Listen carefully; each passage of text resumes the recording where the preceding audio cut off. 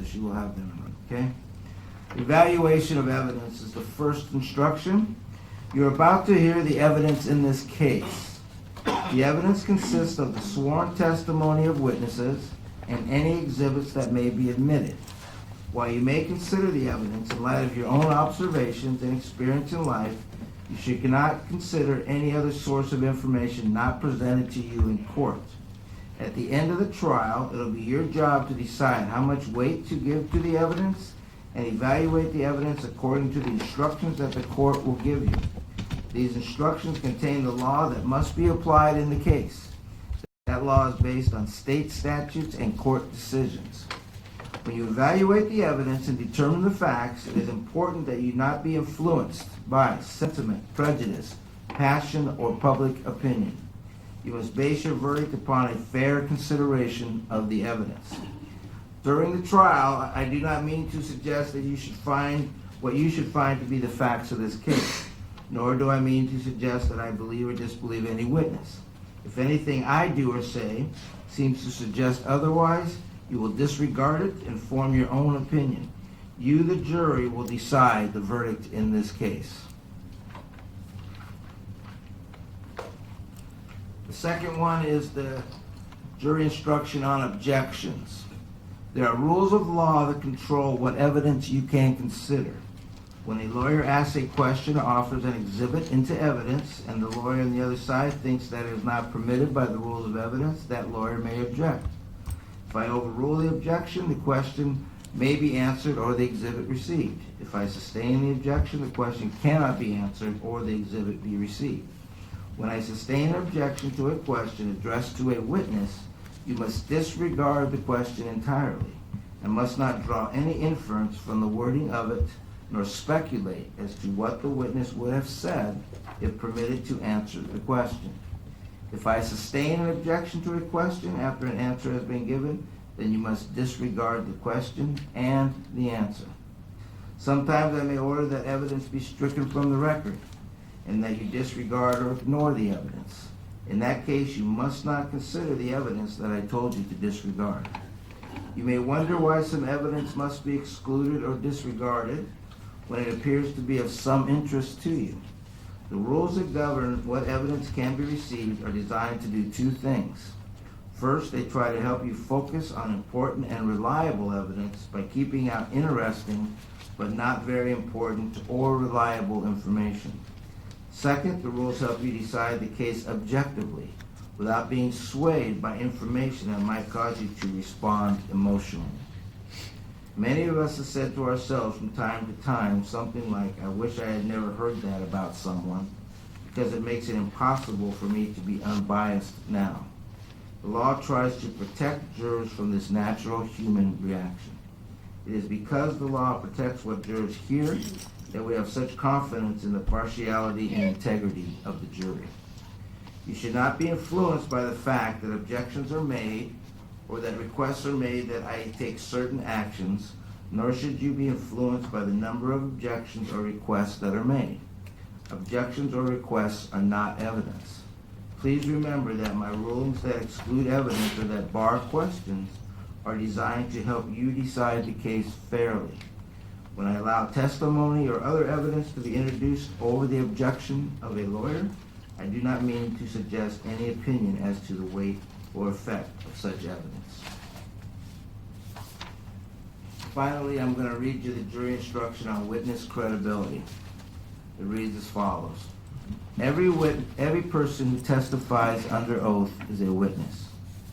You as jurors are the sole judges of the credibility, by which I mean the believability of any witness. You are the sole judges of the weight their testimony deserves. You may believe all, part, or none of the testimony of any witness. You need not believe a witness even though the witness's testimony is uncontradicted. You should act reasonably in deciding whether or not you believe a witness and how much weight to give to the witness's testimony.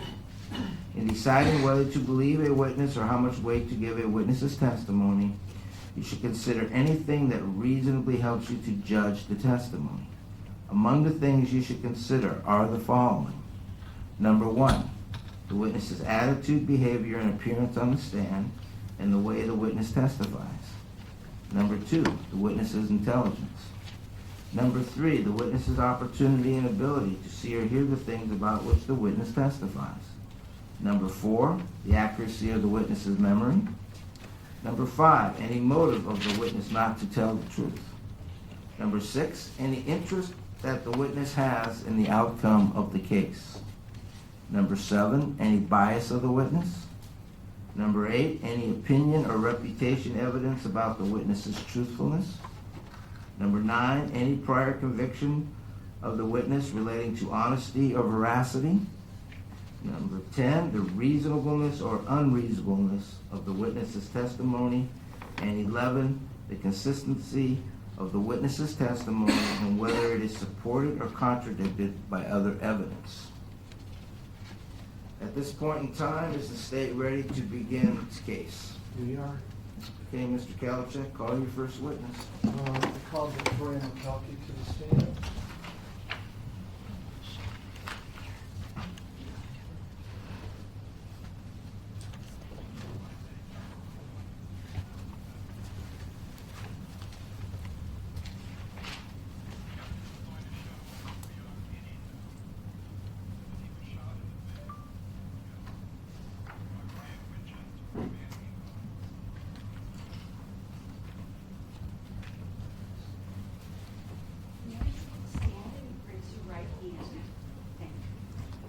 Solemnly swear or affirm that the testimony you will give in the case now before this court will be the truth, the whole truth, and nothing but the truth.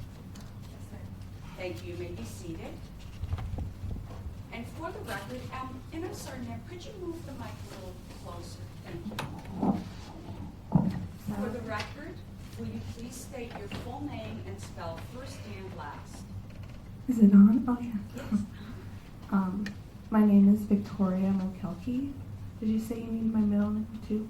I'm sorry? Did you say you needed my middle name too? You can say it, please. My name is Victoria Danielle Mykelti. Victoria is spelled Victoria. Then Danielle, Danielle. And Mykelti, Mokelke. Thank you.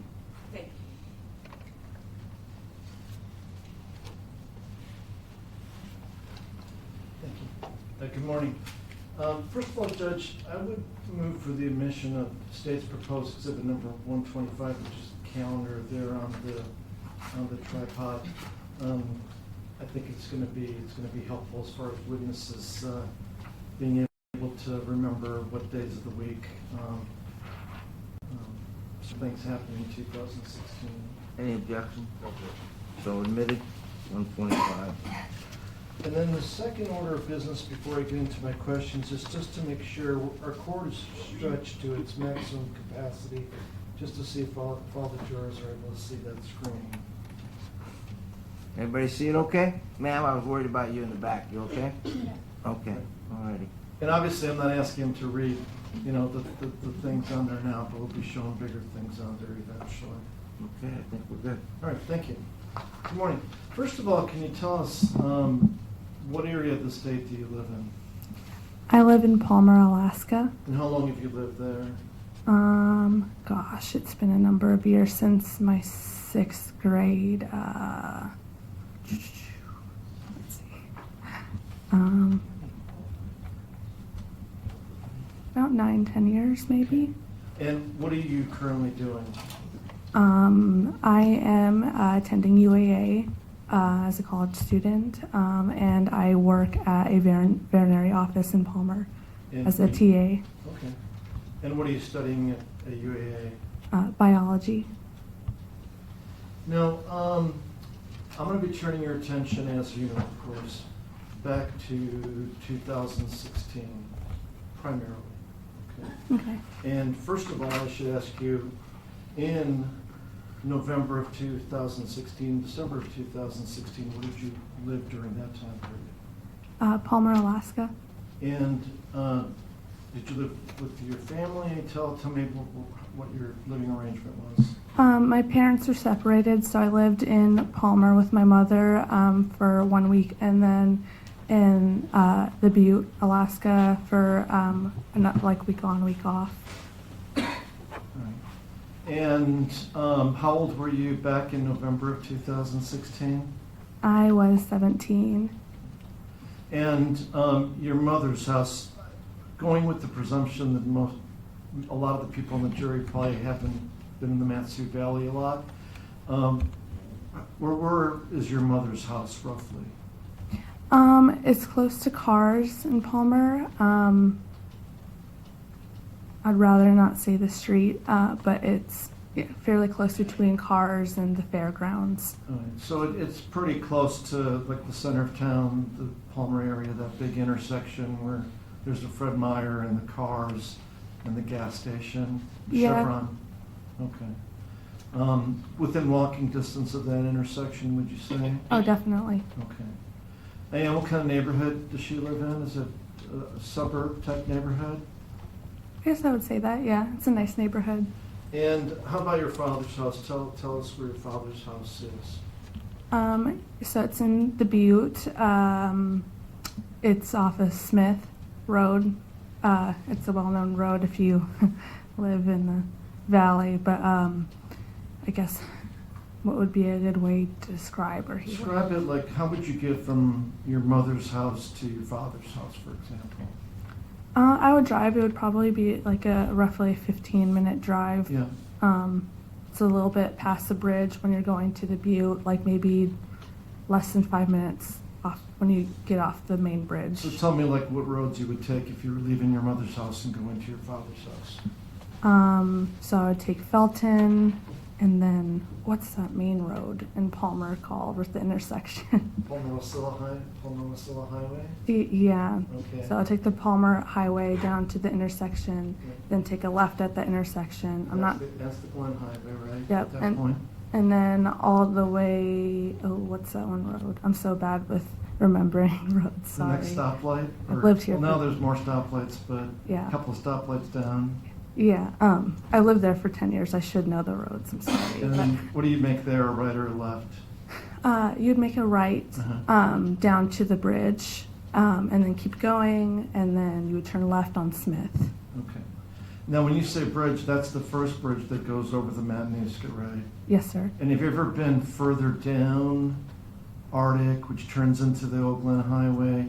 So the road you take to Smith Road, did you ever go past your dad's house and hit another bridge eventually?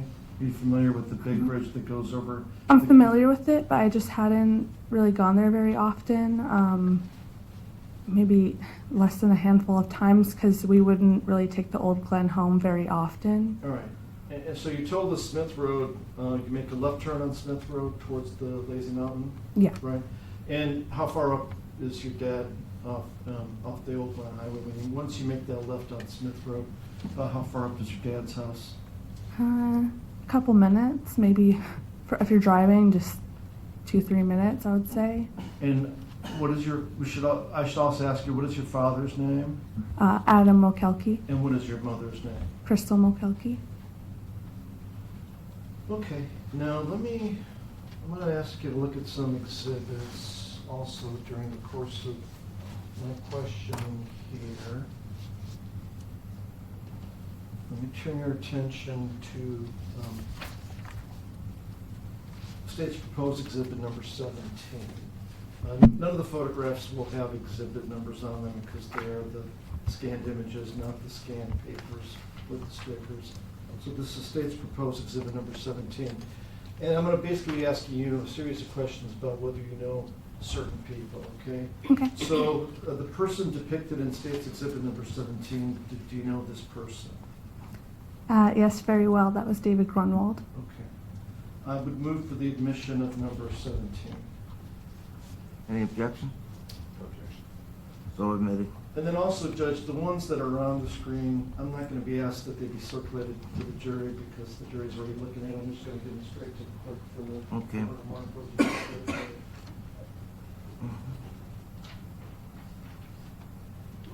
How did you get to know David Grunwald?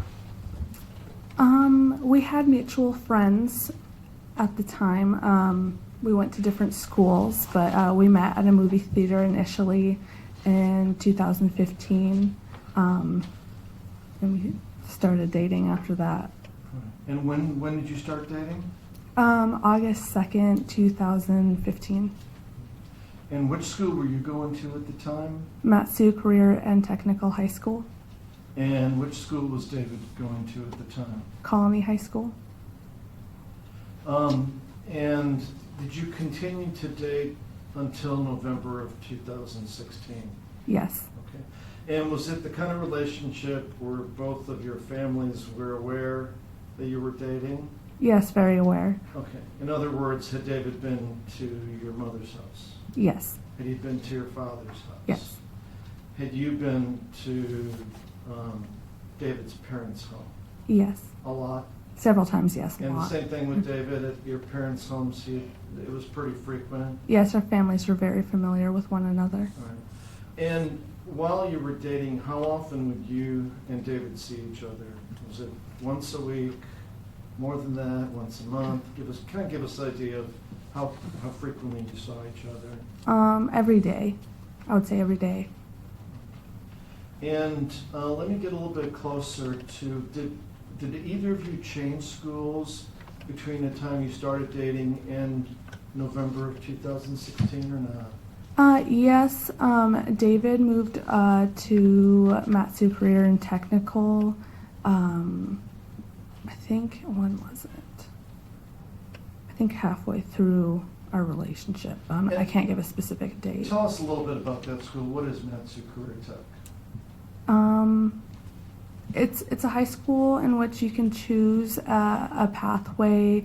They call it a pathway to start your career choice. So, for instance, mine was the health pathway that had a veterinarian field, where I was able to take pre-vet classes in high school.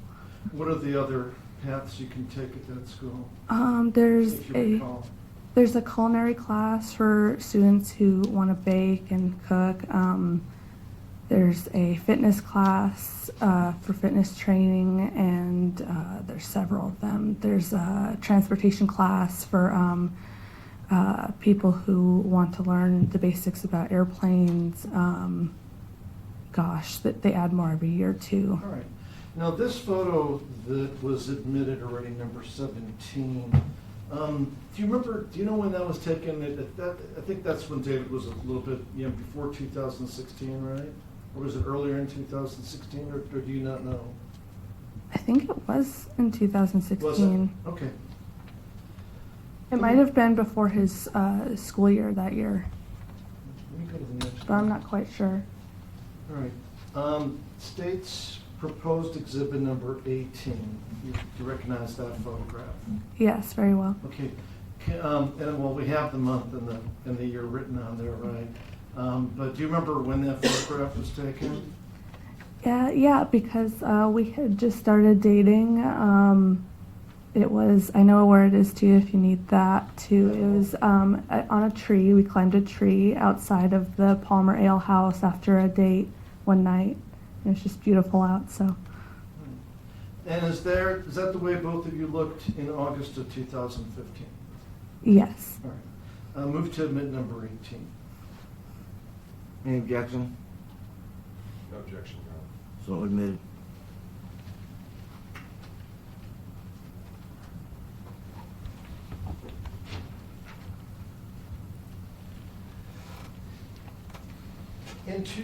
In later 2016, did you have a vehicle or not?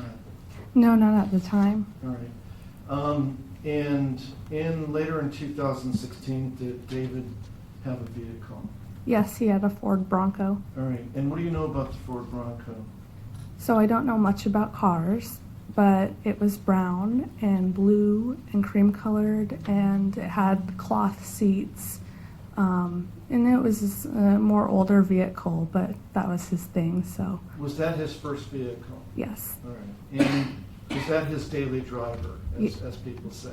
Yes. Okay. He loved that car. All right. And did he also work on it?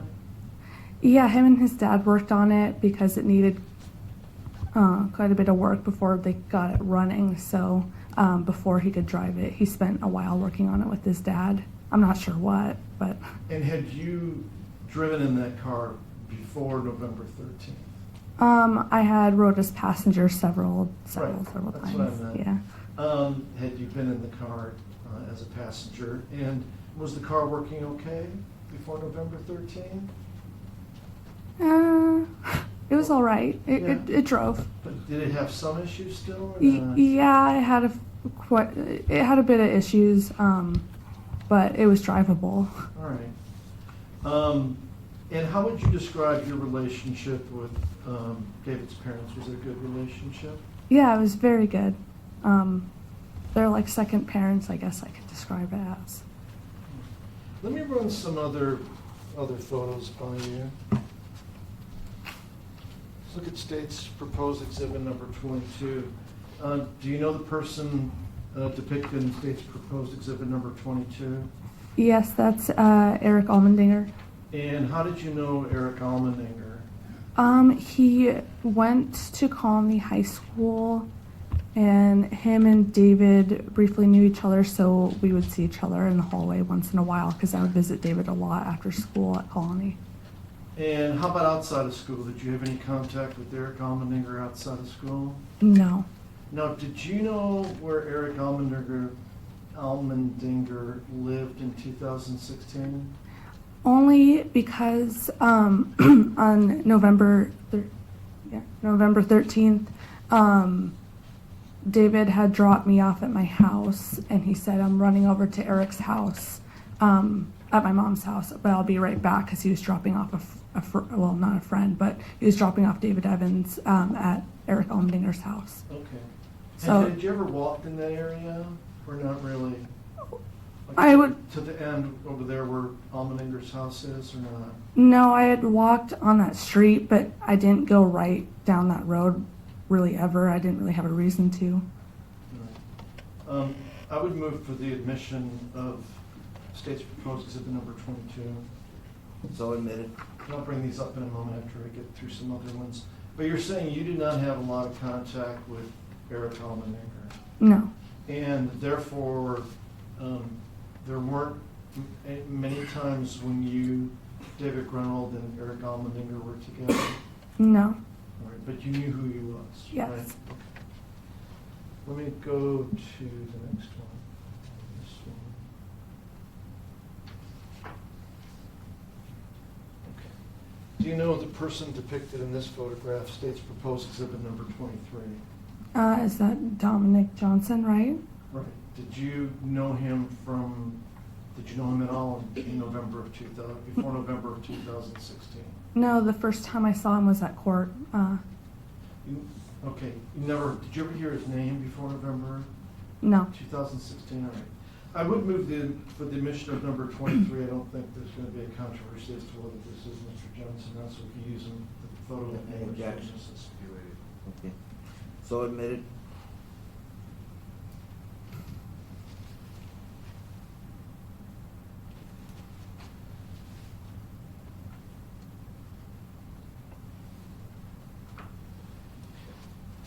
Sorry, I gotta do this each time with some of these. State's proposed exhibit number 24. Do you recognize the person in this photograph? Yes, it's Bradley Renfro. Well, it's actually Austin Barrett. Oh, Austin but- Barrett. Sorry, I've never seen any of these boys until Okay. right now. All right. Let's talk about Austin Barrett. I think we'll agree that this is Austin Barrett, Mr. Phillips. Stipulated. Okay. Okay. And I would move for the admission of 24, just so we can use the photo with the number of witnesses. So admitted. Thank you, Judge. By stipulation. Have you ever met Austin Barrett? Sometimes he went by the name Andrew. Have you ever met him? No, I didn't even know he went by the name Andrew. Never heard his name before. Have you ever never heard his name mentioned? Well, since the court case has Right, but started. I'm talking before November 13th. Nope. No? Okay.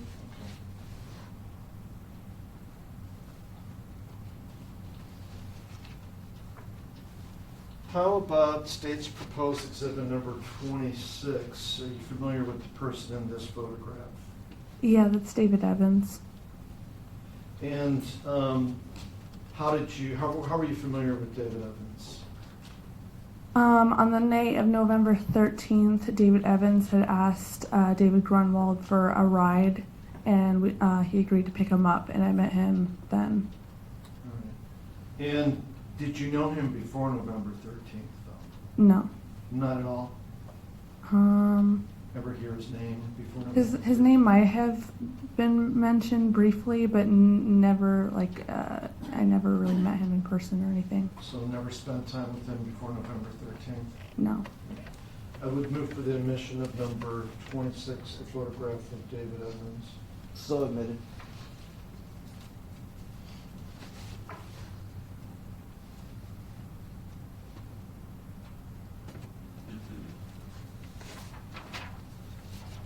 Now I'm going to show you some some photographs that aren't on the computer, and see if you recognize them.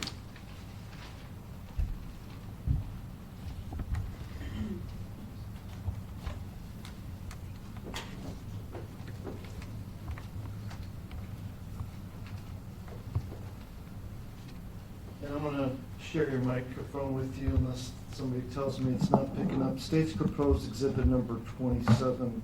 Do you recognize the person in this photograph? Yes. Okay. Did you know him before November 13th? No. Okay, and that's Devin Peterson. Yes.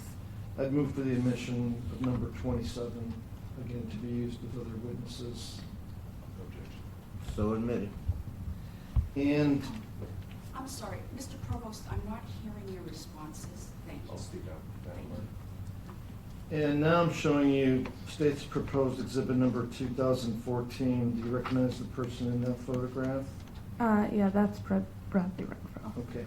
Is that the same person that's sitting at the table with counsel today? Yes.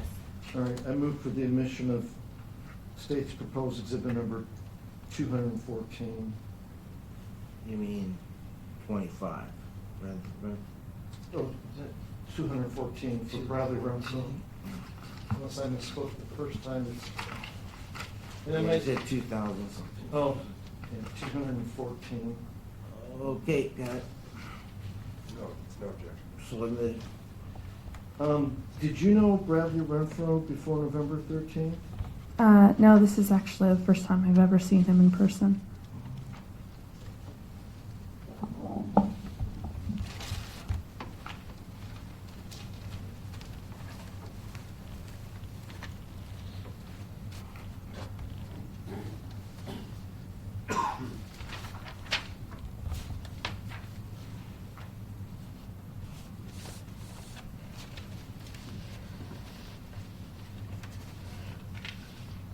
And I would ask if I could just circulate these photographs that are not on the computer here. Any objection at this point? These two that were just admitted. And, yes.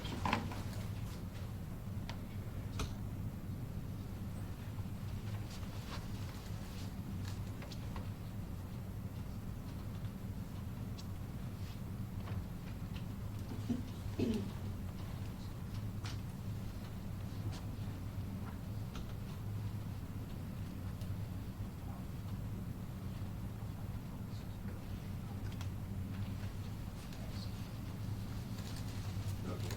Okay. Motion to the jury. Now, we're going to get back to David Evans, but let's talk about, I'm going to turn your attention to November 13th, 2016, which you see from the exhibit next to you was a Sunday, correct? Yeah. All right. Do you have a fairly good memory about that particular day? Yes, I do. Do you remember what you were doing on that particular day? Yeah, I could start from the beginning if you would like. If we can start from the morning and just, I'll be asking you some questions. To start us out, how did the day start for you? So I had my own bedroom at David's house, and I had stayed the night that night.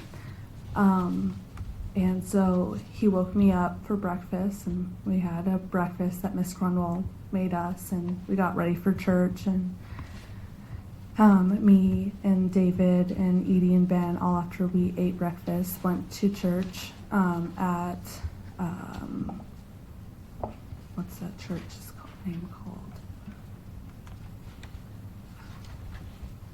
So for some reason, I'm just like nervous, so it's All right. popped out of my head. But Well, I'll if it probably, comes to you, then let me Okay. know.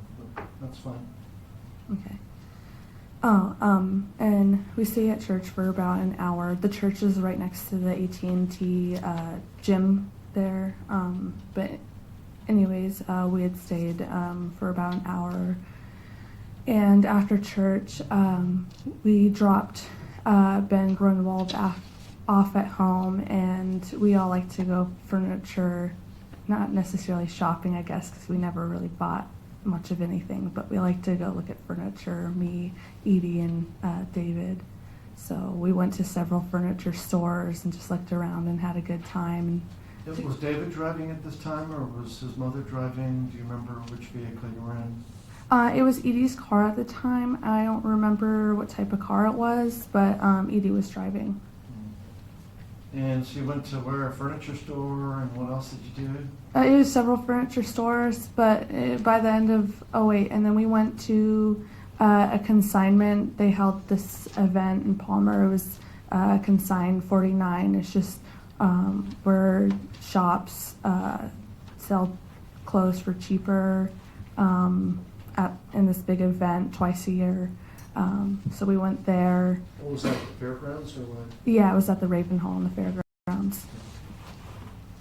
And then after that, we were hungry, so we went to this little pizza place. It's like a drive-through pizza place. The name's not in my head too, but Yeah, I mean, there's the that names are- Schwabenhof bar, and then down the hill there's like that pull-in little. It's the only drive-through, I guess, pizza place in town. So, All right. And then eventually, did you make your way back home? yeah. To the Grunwald's home? Yes, we made it back to the Grunwald's home, and then me and David studied for a while, and we watched the show Futurama. And then it was dinner time. Give me, while we're on this subject, just give me the general location. I don't need exact numbers or streets or whatever for any of them, but just about how far away was David's house from your mother's house, for example? I would say 15 minutes or so. Okay. Was it closer to the Parks Highway, David's house? Yes. All right. Okay. In other words, you have to cross the Parks Highway to get to his house? Yeah. Okay. All right, go ahead. So then you come home, did some Mhm. homework, watched Mhm. a movie, and what, does that bring us to dinner time? Yeah, and Edie made burgers that night, so we had a burger, and it was Was David's father home? yeah, we all had dinner together. Okay. And so now it's getting a little bit later in the day. About what time is it now? Was it 5, 6? Sorry, it's been quite a few years, so I believe it was between 5 and 6, right? Okay. And what happened after dinner? It was time for me to go home. So David wanted to drive me in his Bronco to my house.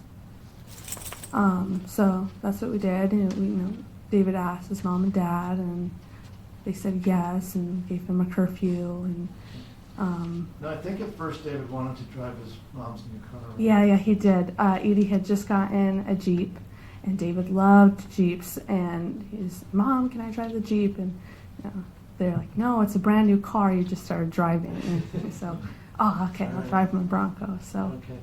And how were the roads? Was it dark at that point?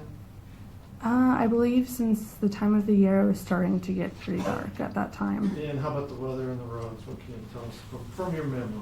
I would say it was pretty cold. I think there was a little bit of snow on the ground even. Pretty chilly outside, so. All right, so, and you say right now, as you said, you don't remember the exact hour and minute that you left David's home? No, I can't, I'm sorry. And If you showed me a list of times, I would be able to point Yeah, out. and I'll direct you to some other events that happened around there. But getting back to David Evans, so I understand that you left in the Bronco with David, and he was gonna take you first to your mother's house, correct? Yeah. To get some clothes and stuff, Yeah. right? Then you were gonna go to your then he was gonna take you to your father's house, right? When did David Evans come into play? Was the text during the day, or was the text after you were already on the road you and David were on the road from the Grunwalds? He had texted him before we left. I believe he was texting him throughout the day, but Okay. I didn't really pay attention to that. But David had mentioned before we left, oh, hey, we're going to pick up my friend David Evans, even though they didn't really know each other. He just called everyone his friend. And I said, okay. And he said, it's on the way. So Obviously David knew David Evans, right? Yeah. Okay. But you had not spent time with David No. Evans, or in a group? No, actually, he had to explain who it was because I'm like, who's that? He said, oh, he's a super senior, which means he was in school a year later than he was supposed to be, and he's, and then he's describing him to me because I had never met him. And are we talking Colony? Yes. Okay. And did David pick up David Evans? Yes. And where was David Evans at when you guys picked him up? He was at a Pioneer Pizza. Well, he wasn't there. We drove to that parking lot, and he was at a friend's house or something, and he walked from the friend's house to the pizza parking lot. And that's on the Palmer-Wasilla Highway? Yeah. And that's the road that connects Palmer and Wasilla, that's why it's called the Palmer-Wasilla Yeah. Highway. Okay. Now, did he eventually walk to the Bronco, David Evans? Yes, he did. And he got in? Yes. Back seat? Yes. Now, the Bronco, is it, this is a older two-door Bronco, correct? Yes. If you remember. And is it the kind of situation where, like, to get in, the passengers to get out in the front seat, You have to push it forward, push it forward and climb. Yeah, Yeah. okay. And that's how he got in, I presume? Yeah, I believe so. I don't quite remember that detail, but he had to get in somehow. So yeah, I'm guessing that's how he got in. All right, and then David drove off, right? Yeah. Was there any conversation between any of you in the Bronco? I imagine there was something said, right? Yeah, a little bit. We didn't want to make it awkward, so and how are you? Things like that. David Evans was fascinated with the Bronco. Asked some questions about the Bronco that I didn't understand, so I just listened along to that and asked him just questions about the Bronco. Normal conversations? Yeah. And tell the jury, is there anything unusual for young people to give other young people rides in the valley? No, not at all. I mean, really, before this happened, most people would give strangers, even at my school, strangers would go up to strangers, hey, can you give me a ride? I know you drive, you've got keys.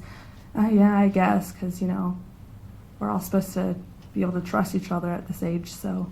And there's not a lot of public transportation in the valley, correct? No. So, it was either get a ride with a friend, ride the bus, or walk home, so. So where did the three of you go to after you picked him up? The three of us went from the pizza place to my mother's house in Palmer, first to let me run in and grab my clothes and my things. About how long did the drive take from the pizza place to your mother's? I would say 15 minutes, 20 at most. Did David drop you off? Yeah, he dropped me off at my mother's house, and I Did ran. Evans come into the front after he dropped, if you remember, or did he stay in back? Oh, I don't know. Yeah, I don't remember that detail. Okay. And then, what was your understanding of where David was going next? David Grunwald. Oh, he had said, hey, I'm going to drop David Evans off over at Eric Allmendinger's house. It's right down the road. It's like a minute away. So I said, okay. All right. And then what do you do once you go into your mother's house? Well, I went inside and grabbed my clothes for the week, and my little sister Lillian was also coming to my dad's house, so I grabbed her and said, it's time to go to Dad's, and we go and sit by the window and wait a minute, and then David comes back to grab us. David Grunwald. Okay. And was it literally a minute Mm. or two or three? It was a few, I mean, probably 5 minutes at most, you know, because it was right down the road, but probably not literally a minute. Did he wait in the car? Yeah, And you got back in the Bronco, right? yeah. And was your sister going dad's with you too, Lillian? Yeah, Lily was in the back seat. She got in the back. All right. Were there any stops between your mother's house and your dad's house? Yes, we stopped at the Cars in Palmer, so right down the road. We drove down past the Tsunami Warning Center and then up the road to Cars, in the Cars parking lot, and then, because he said he heard a noise with his car and had to look under the hood. Did So. you hear any noise or not? Yeah, but I didn't know what it meant, so. What kind of noise was that? I don't remember at the time, just like a, or some noise All right. from under there. What happened after David looked under the hood? He grabbed a jug of water and did something. He went inside, filled up the jug of water, said, "I'll be right back. This is for the car." And he came back, and I don't know what he did with it. He fixed the car. Okay. And what kind of clothes was David wearing that night, if you remember? He was wearing his slippers, some jeans. He always ran out of his house in slippers if he thought he was coming back to his house soon. So, and was it North Face hoodie or was it a Alaska Grown hoodie? Remember the color? Was it green or was it orange? He wore those two hoodies all the time. And so that got squared away in the car's parking lot? Oh, and he was right? wearing a hat too, I Okay. believe.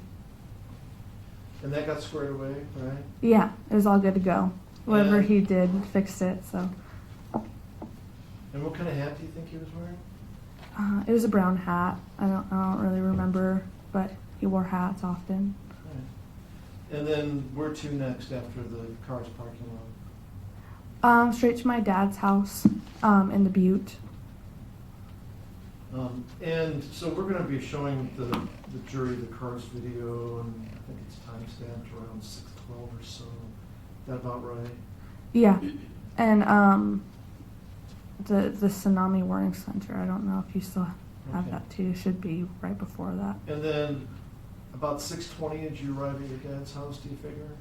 Yeah, sounds about right. Anything unusual about what happened at your dad's house, or not? Was it just you got out? No, normal conversation. You know, Lily got out first, and then I got out, and I said, "I'll see you tomorrow," and he said, "See you tomorrow," and I came around to the car and gave him a kiss goodbye and waved goodbye. Okay. And did he say anything about him maybe doing something before he went home, if you recall? Yeah, I said, you know, what are you gonna do tomorrow? I mean, what are you gonna do tonight? Are you just gonna head back to your mom's? And he said, well, the boys over at Eric's asked me to come over, so I might stop by there. So I think he had to call his mom and ask if that was okay, but that's what he said. So I wasn't for sure that's what he was doing, but Now, this was still pretty early in the evening. 6:20 is not super late, Mm, even though it was no. a school night. yeah, usually, you know, the curfew was be home at 5 or be home at 6, and David didn't come home past 5:01, so. Okay, all right. So that was the impression you were left with, that he might go home, or he might go to Almendinger's house, right? Yeah. And nothing else was mentioned about other locations, correct? No. Then, now, do you remember David's phone number at the time, or not? Or has it been too long? Sorry, it's been too long. I don't even think I memorized it at the time That's because, fair. you know, he was in my contact. Right, and we didn't ask you to look at any papers before you came here today, right? No. Okay. Did you start getting phone calls later that evening? Yes, from Edie Grunwald. And were you sleeping already, or not? No, not quite yet. It was later in the evening, though, at this point. So I think I might have been getting ready for bed. And was Mrs. Grunwald the first person to call you? I believe so. And what was the concern? David hadn't come home, and it was very unusual, like I said, for him to be even a minute late past his curfew. So, some time went by, and it became very concerning that he hadn't met his curfew. And do you recall what time Mrs. Grunwald called you? Wasn't between 9 and 10. It was several times throughout the night, but I don't know when the first initial call was. Were you surprised that she called you? Yeah, I wasn't sure why she was calling. I didn't see, why, and then I answered. She's like, where's David? And I thought it was really unusual because David once he said he would be somewhere at a certain time, he wasn't late. And what went through your mind when you knew that David hadn't come home by 9:30? Some initial concern, of course, and I thought maybe, hopefully he didn't get in a wreck. It's cold outside, and, his car isn't super reliable. I mean, it drove, but it wasn't the best, and I thought that's might have been what happened. So, I just kind of kept an ear out and tried calling him, and he hadn't answered. Did you try calling him? Yeah. And what happened when you called his phone? I believe it went to voicemail. Now, I'm assuming Mrs. Grunwald already tried that, right? Yeah. And that's why she was calling you? Yeah. Okay. But you tried it nonetheless? Yeah, I tried a lot. And then, did you call any other people? Or text any other people? Yes. I texted some friends because I had known that he was possibly going to Eric's house, so I didn't know exactly where Eric lived, and I had texted some friends that might know, and I just texted a bunch of mutual friends between him and me, which I guess there wasn't a bunch, but asking where he lived or if they knew where his address was. So I can, give that to Ben and Edie to go check on him if he was there, because that's the only other place I could think he could be. Did you tell Mrs. Grunwald that David had mentioned that he might go to Ellen Inger's house? Yes. The person on the screen, did you have any communications with David Evans? Yes, I believe I messaged him on Facebook trying to get a hold of him. I believe he did answer at like 1 in the morning or something like that. So I got up and talked to him and asked him where he was or if he had seen him. Let me show you another exhibit.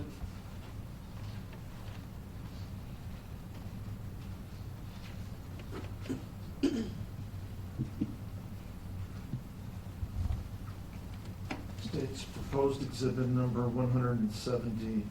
Can you count out the number of pages in that exhibit first, please? 1, 2, 3, 4, 5. And can you tell us what this is? This is the Facebook conversation between me and David Evans.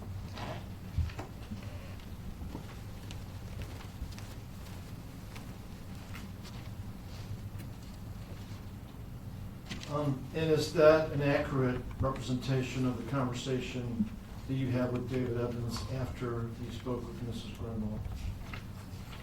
Yep, it's all here. Okay. I would move for the admission of exhibit number 170. We've reviewed it, no objection. Okay, no objection, so admitted.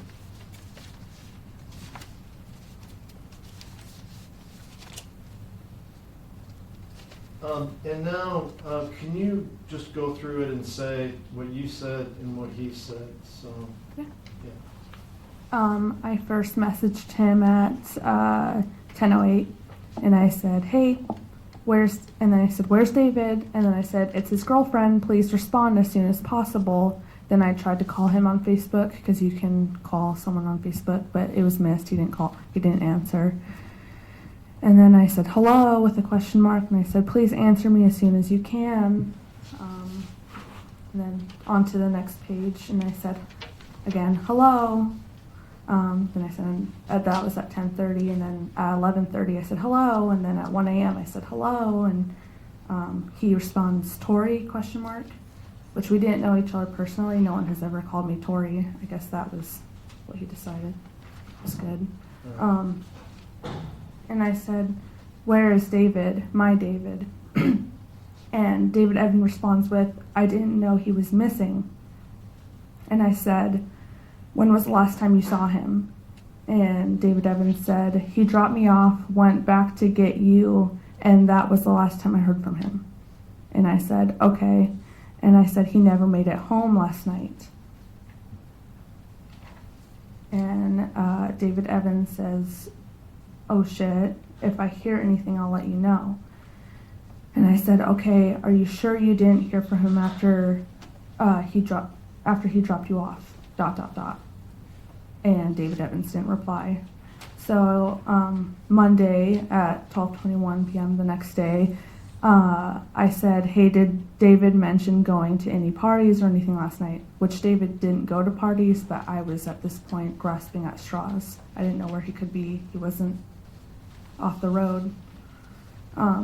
Then David Evans says, the only time I saw him was when you were in the vehicle. And was that the only communications you had with David Evans on that night, as far as you remember? Yes. Would you like me to continue? Oh, is there more? Yeah. Sorry, No, it's okay. I thought you were done. Oh, wait.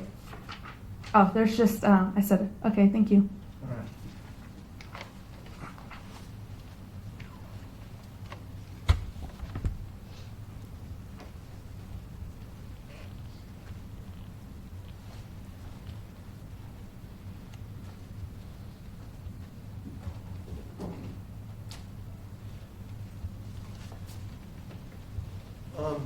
I had a picture of Eric Almendinger on there before. Did you have any kind of communications with Eric Almendinger that evening? Sorry. Yes, I did. Or the morning hours later? Yes, I had messaged him that night as well. Same deal, Facebook. I didn't have his number. I don't think he had a number. I asked several people if they knew if he had a number, but I don't believe he had a working number at the time. So, but he did answer on Facebook, I believe, eventually. Let me show you an exhibit. This is 167.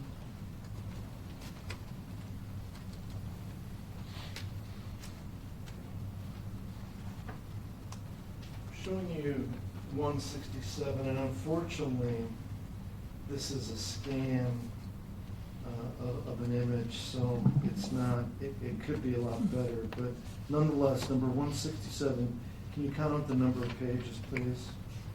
1, 2, 3, 4, 5, 6. Okay. And can you tell us what that is?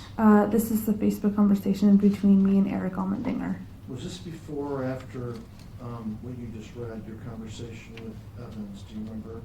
Well, I messaged him before or around the same time, but he didn't answer until later that night. All right.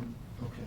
But this is an accurate representation of your exact conversation Yep. with Elmendinger, correct? Yep. And was this in furtherance of you trying to figure out where David was during the early morning hours of November 14th, 2016? Yes, it was. I would move for the admission of 167. Review, no objection. So admitted.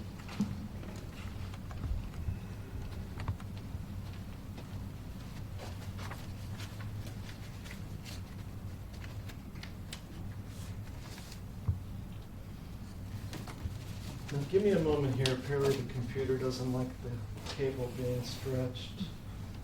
So, let me get back in here.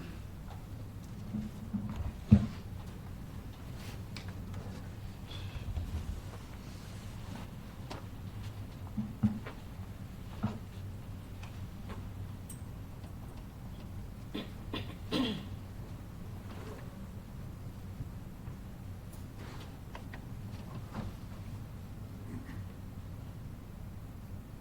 through some of the finicky parts.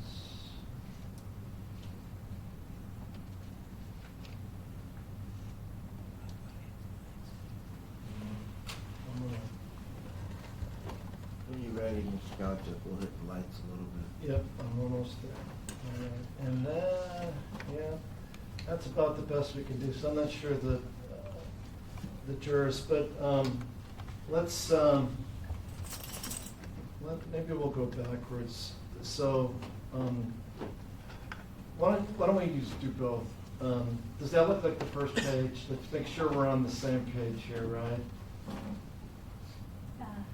Yes, I believe so. Okay. It looks exactly the And same. why don't you read, well, and I guess the jury are not, the jurors aren't gonna be able to read the writing, but they could kind of see like the gray and the blue to see how much you're talking, how much the response is. So why don't you read, are you in the gray or are you in the blue on this? I'm in the gray. All right, so just read for us, let's cover the first page, then I'll scroll, and this is just gonna be a visual Okay. for them to see like how it looked. And then they can look at the exhibit later, and then we might look at some other things too. Would you Okay. like me to begin? Yeah, first page. I said at 9:55 on November 13th, I said, please answer as soon as you can. Is David still with you? Question mark. And then at 10:05, I said, hello. Then I said again, hello. And then I said, please answer me, dude. And then at November 13th at 11:31, I said hello, and then again at 11:33, I said hello, and then Eric responds finally at 11:33, hey, question mark, and I said in all caps, oh my God, where is David? Is he with you? Is he okay? And Eric says, you're David, question mark, no, I didn't even see him today, is he okay, question mark. Okay. And I said, he went to your house, question mark, with the other David, with David Evans. All right. Second page. You're- I can't do the blow up thing on the PowerPoint. I can only do that on the images that they're scanning differently. So that's why I can't blow it up. But go ahead.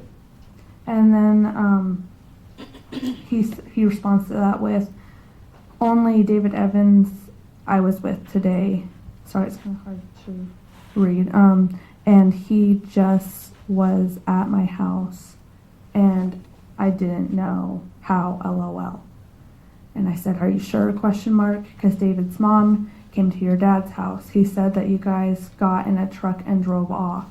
And is there any way to get a hold of David Evans? Is David Evans with you? Hello. So maybe you talked to Evans later, or were you trying to get a hold of him again or not? Or were you just making conversation at this point with Elmaninger to try to get him to give some new information, you know? I probably was just trying to get information and trying to see if I could talk to Evans more, probably. And Okay. I'm not sure if this was before or after, but I'm guessing I was just trying to get as much information as possible at this point. Okay, go ahead. And Eric responds with, David Evans isn't with me, he just showed up. And then I said, and then left, question mark, when, question mark. Your dad said you weren't even home. Is there any way to contact David Evans? This is an emergency. I'm super worried, man. And Eric responds with, at my house. No, I'm not home. I'm at friend's house in Anchorage, drunk as fuck. And then he says, sorry, it's hard to type. And then what are your last two questions or statements on that page? I said, when did you see David Evans? Please answer, man.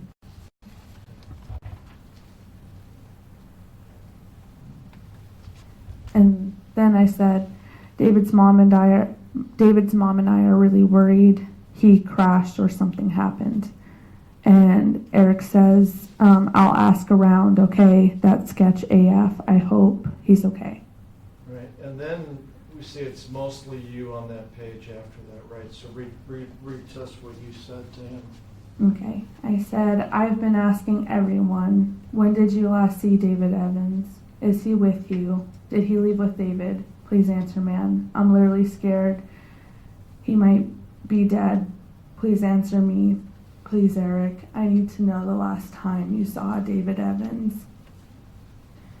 Please, man, please.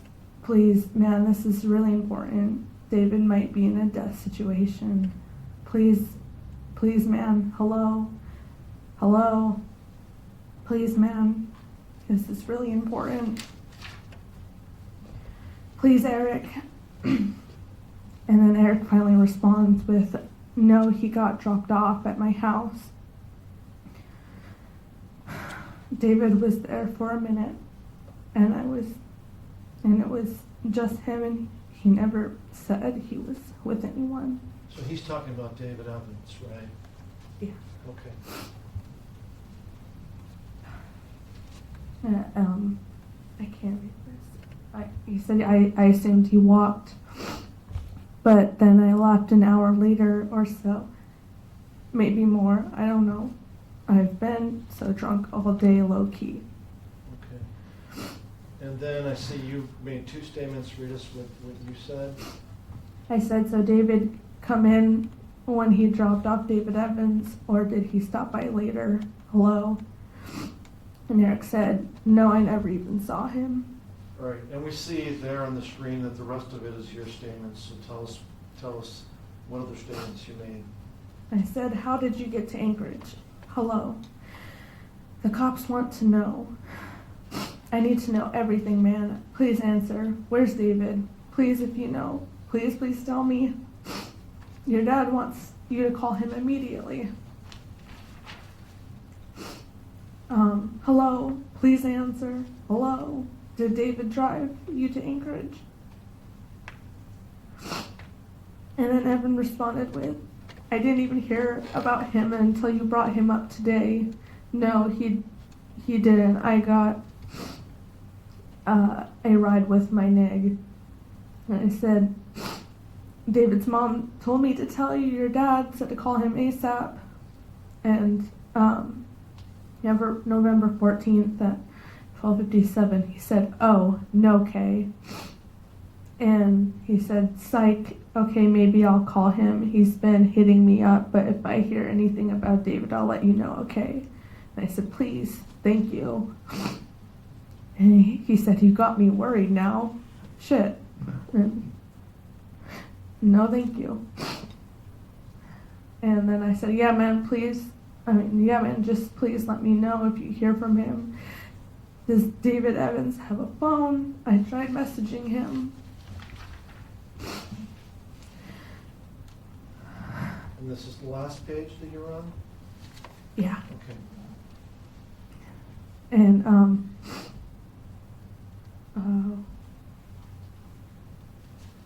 I said I tried messaging him on Facebook. And then November 16th at 4:01 a.m., I said, hey man, if you have any details on the night David went missing, please just tell the cops. I haven't slept in days.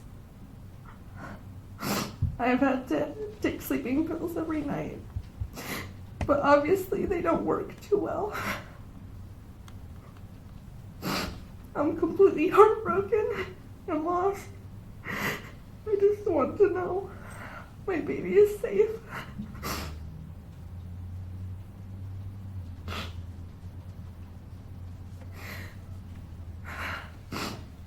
And November 17th at 12:46 p.m., Eric responded with Did you say November 17th? yeah. Okay. He responded with, the cops have all the info I had. If you want to talk to them, I'm not sitting for an hour explaining it all for a second time. David's mom will be told by the cop the info I had. All I know is apparently he drove to drop off David Evans, but I never saw him that day or at all, or at least the last 3 weeks. He didn't drive me to Anchorage. He didn't even know I was going there, and had a curfew apparently. And last time he had a curfew and was home, he left an hour before just to make sure he was home on time. He wouldn't have ignored it just to take me to Anchorage. Oh, well. And was that the last communication you had with Almeninger? I believe so. Sorry for the fuzzy exhibit and to have you read that.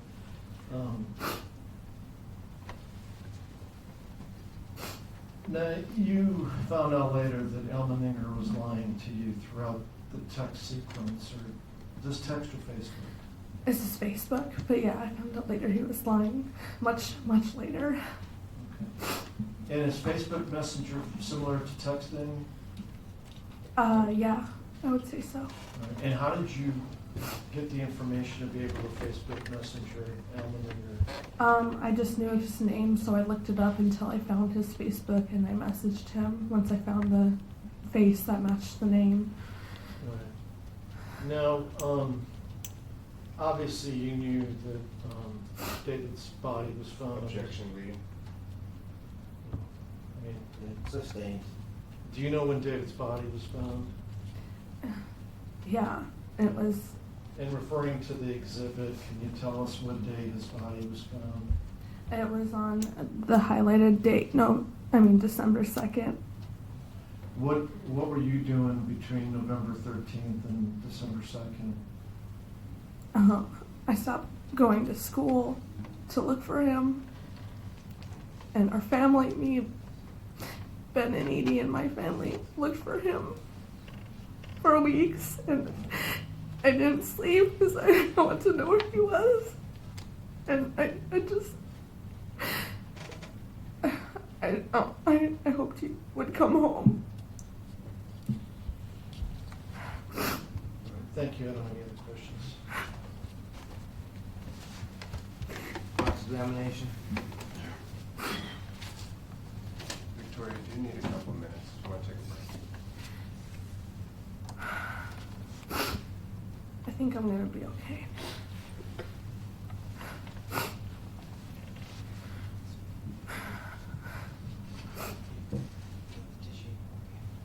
Thank you.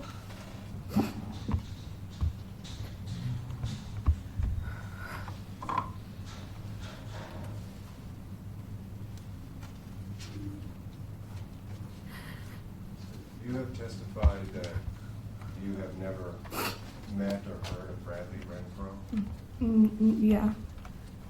and as far as you know,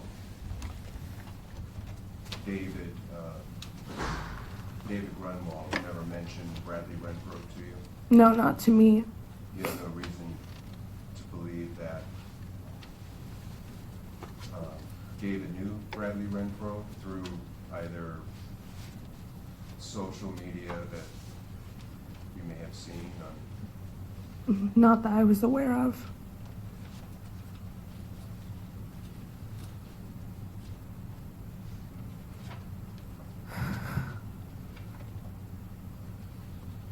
May I ask the lights to be turned back on?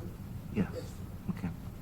Gonna turn the, are you gonna use the TV, Mr. Provost? No, Your Honor. We can And turn- we don't need any more either, Judge. Okay, we can turn that off then and turn the lights back on.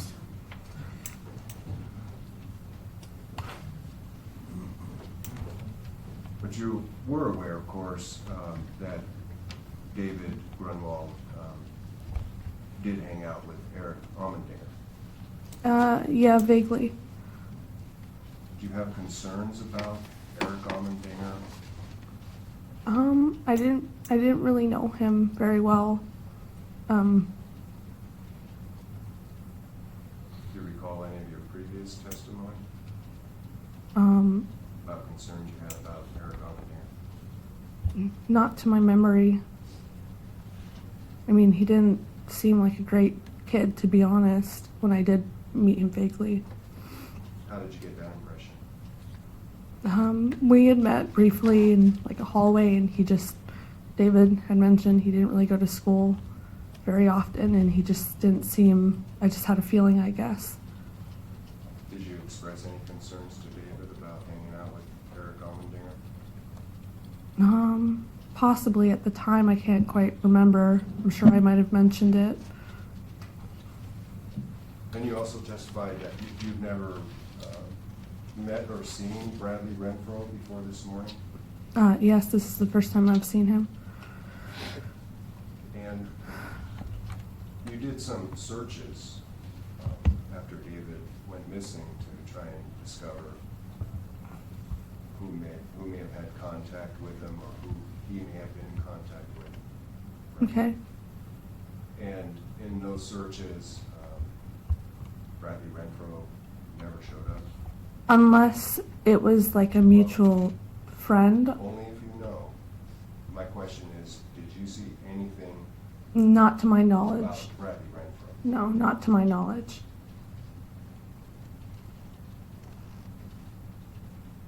But if he popped up as a mutual friend, he could have been someone I clicked on. That's speculation, right? Yeah, I don't know that for sure. Okay, please, just testify about what you do know. Do you recall testifying that previously that you didn't like David hanging out with Eric because of rumors of his dad being a drug dealer? Oh, yep, yeah. I had heard that before. But I didn't know if it was true as rumors. Do you recall testifying that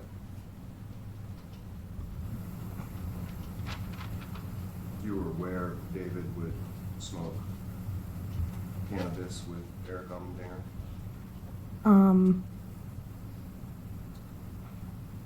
I don't remember testifying that, but that is true.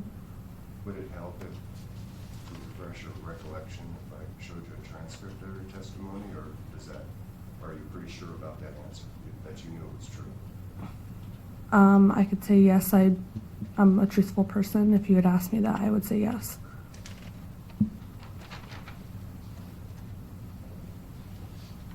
And do you recall testifying, I believe it was at grand jury, that you saw David Evans once after that night where you picked him up? Yes, it was at the Walmart in Wasilla. It's the only Walmart. I was with my dad, and we were walking out of Walmart, and David Evans was sitting in the McDonald's area, and he saw me, and he turned around in his seat and just looked at me. And I got scared, and I told my dad, and we quickly walked out to the car.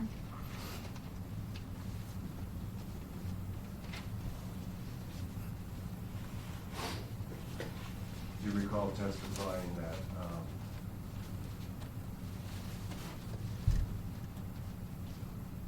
that although you're aware that David would occasionally smoke marijuana, but his parents weren't aware of it? Yes.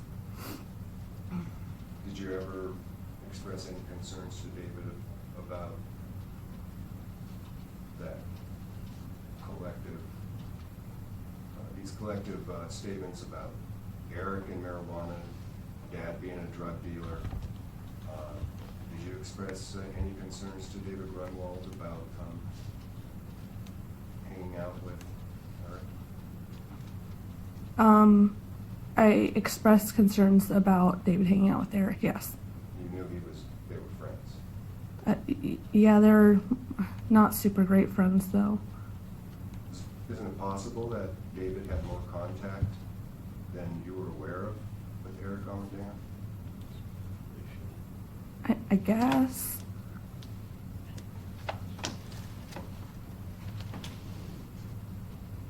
And you said David was very friendly with everybody, considered everybody friends. Yeah, I would say so. So he could have been better friends with Eric Umdinger than just an acquaintance. Yes, but I'm only speaking for things that I know. Do you ever feel like you needed to protect David from his friends? Not necessarily. I don't. By expressing concerns. Hey, what about these people you're hanging out with? Me and David were very close. If we had a concern, we didn't mind sharing it.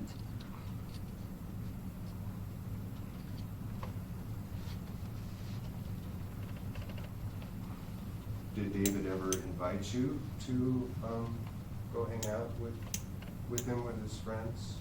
In particular, Eric Allmendinger and his And acquaintances?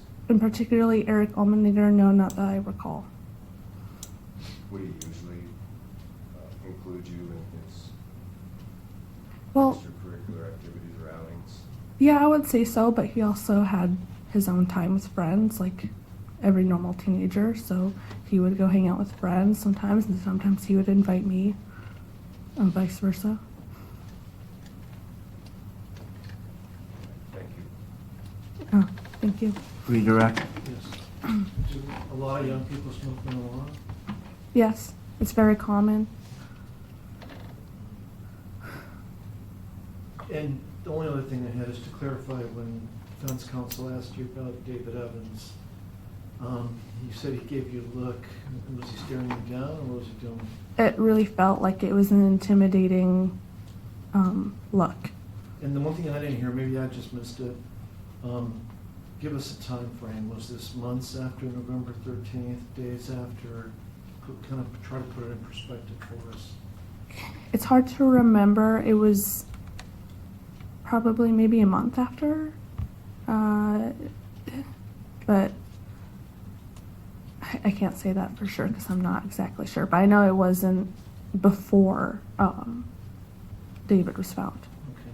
Okay. And let me ask you this, as far as the bad feeling you got about him staring at you at Walmart, was it, can you tell me what caused your reaction? Was it the way he did it, or perhaps did you connect to him? Bleeding. Well, it's either or, I'm not suggesting either, I'm not trying Overruled. Go ahead. Just make sure it's open-ended. to, yeah. And if it's neither, tell me, but was it the way he looked at you? Or was it maybe because you were connecting him to, you know, the tragic events of November 13th?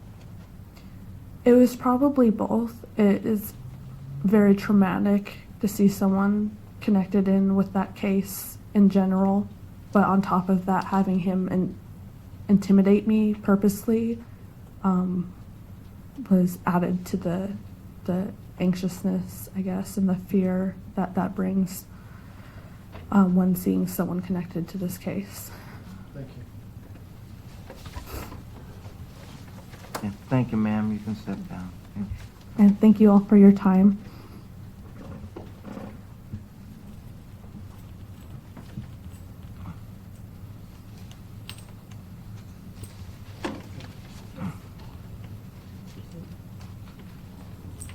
Is this a good time to break, or do you have a witness? Well, I don't know if somebody needs to have a break or not. Well, 10 o'clock. I guess we could take our morning break at this point.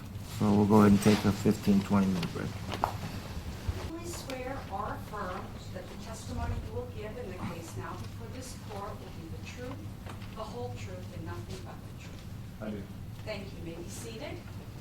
And for the record, would you please state your full name and spell first and last? It's Christopher Green, CHRISTOPHER, GREEN. Thank you. Okay, you may proceed. Good morning. Trooper Green, how long have you been an Alaska State Trooper? Since 2007, 12 years. What did you do before that? I was in the Coast Guard For how long? for 9.5 years active duty. And where are you currently stationed as a state trooper? I'm stationed in the Wasilla area of the Mat-Su Valley, which is a Mat-Su West Post. And what are your current duties? I'm assigned to patrol in around the Mat-Su Valley area. I do things such as investigate burglaries, thefts, as well as do traffic enforcement and also reports of missing persons. I'm going to be turning your attention to November of 2016, and to assist people, we have the calendar for November and December 2016 there, in case you need to refresh your recollection as to what day of the week a particular date was. Okay. But more specifically, I'm going to turn your attention to November 13th, 2016, the late evening hours.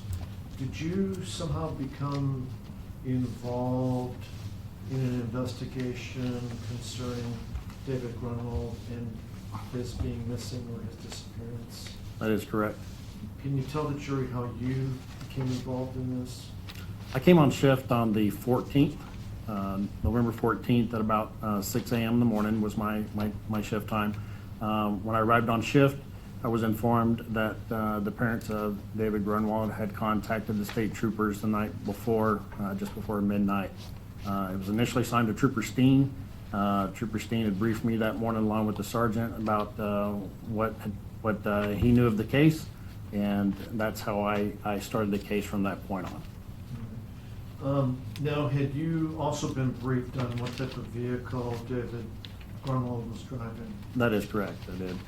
What was your understanding? What make of vehicle was it? It was a Ford Bronco. On November 14th, did you have any particular plan as to what you were going to do? That is, you said prior to? No, like when you came to work that day, did you have a plan as to what things you were going to do on that day? That is correct, I did. And on the 14th, let's cover the people that you had contact with. Did you contact Victoria Mykelti I did contact Victoria in person or on the phone? by phone.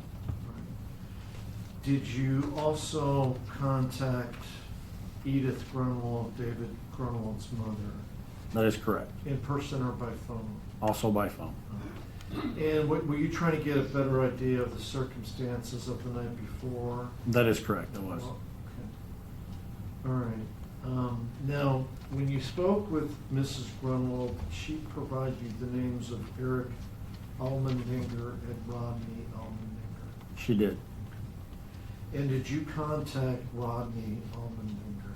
I did.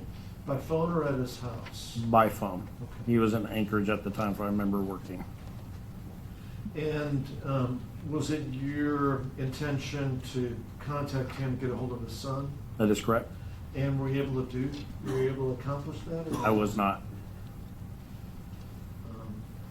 And then did you go to any place after making contact with Rodney Allmendinger? Did you go to the Allmendinger residence, for example? I did. Tell us, where is that located roughly, and So- what did you do there? That's located in the Palmer area, and what I went there for is to see if I can locate David Grunwald's blue 1995 Ford Bronco, and was unsuccessful. It was not there in the area. I searched the general area, and it wasn't there either. Okay. What did you do after searching the Allmendinger property? May I refer to my report? Yeah. So after I looked around the area for his vehicle, I had contacted Edith, but she had reported to me that she had been in contact with David Evans, and she had asked him if he had seen David, and he advised that he had not. I was trying to follow up with David Evans, which ended up following up with his mother, made contact with his mother, and asked if she knew his whereabouts, and she had reported to me that basically that both of her sons, Christopher and David Evans, had dinner with her that night, and that her son Christopher dropped off David somewhere in the area of a street called Lexington, which is another area which prompted me to go and look in that area for David Grunwald's 1995 Ford Bronco. Did you find the Bronco in that area? I did not. And Lexington, where is that? Lexington is not much further. It's still in the Palmer area. It's kind of between Palmer-Wasilla Highway and Trunk Road.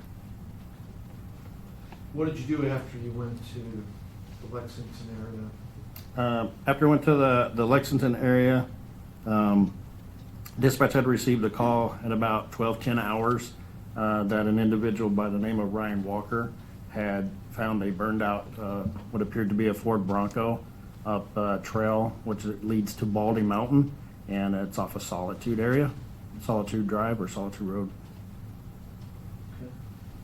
Okay. Did you go to that area? That is correct. I did go to the area. Tell us where that is in relation to Palmer. So in relation to Palmer, it's more in between Palmer and Wasilla. It's toward the mountainside, so it gets fewer roads that go up that direction. But it's outside. It's off of Shrock Road. You go up Shrock Road to Sites Road, and then about, I'd say, a couple miles down, Solitude's on the left-hand side. It goes for just a short distance. It turns into a dirt trail, which goes up the mountain itself to Balding, which a lot of people transit there with ATVs and off-road vehicles. Now, do you gotta cross the Little Susitna River to get to that area? You do. And tell us what that bridge looks like, what that area looks like. So it's I would say it's not a large river. It's a little small, I would call it a stream. And that area is not as populated as most other areas would be in like a suburb or subdivision. And what is it? Is it a one-car, one-lane bridge or two-lane or? It's 2-lane. Two-lane. All right. And you went up there and did you, go walking around or? Correct. I took my patrol car as far as I could take it. I exited the patrol car and went up the trail. And what did you find over there? When I got up to the trail, I could see from the distance when I came around a small bend, I could see a burned out vehicle. As I approached the vehicle, I saw the vehicle and it still had the license plate attached to the back, which was JFM Juliet Foxtrot Mike 910, which was the plate that was supposed to be on David Grunwald's 1995 Ford Bronco. All right. And I don't know if you're a car guy or not, but did you recognize what was left of the vehicle as resembling a Ford Bronco? That's correct. I'm very much a car guy, and it was definitely a Ford Bronco. All right. Let me fire this back up.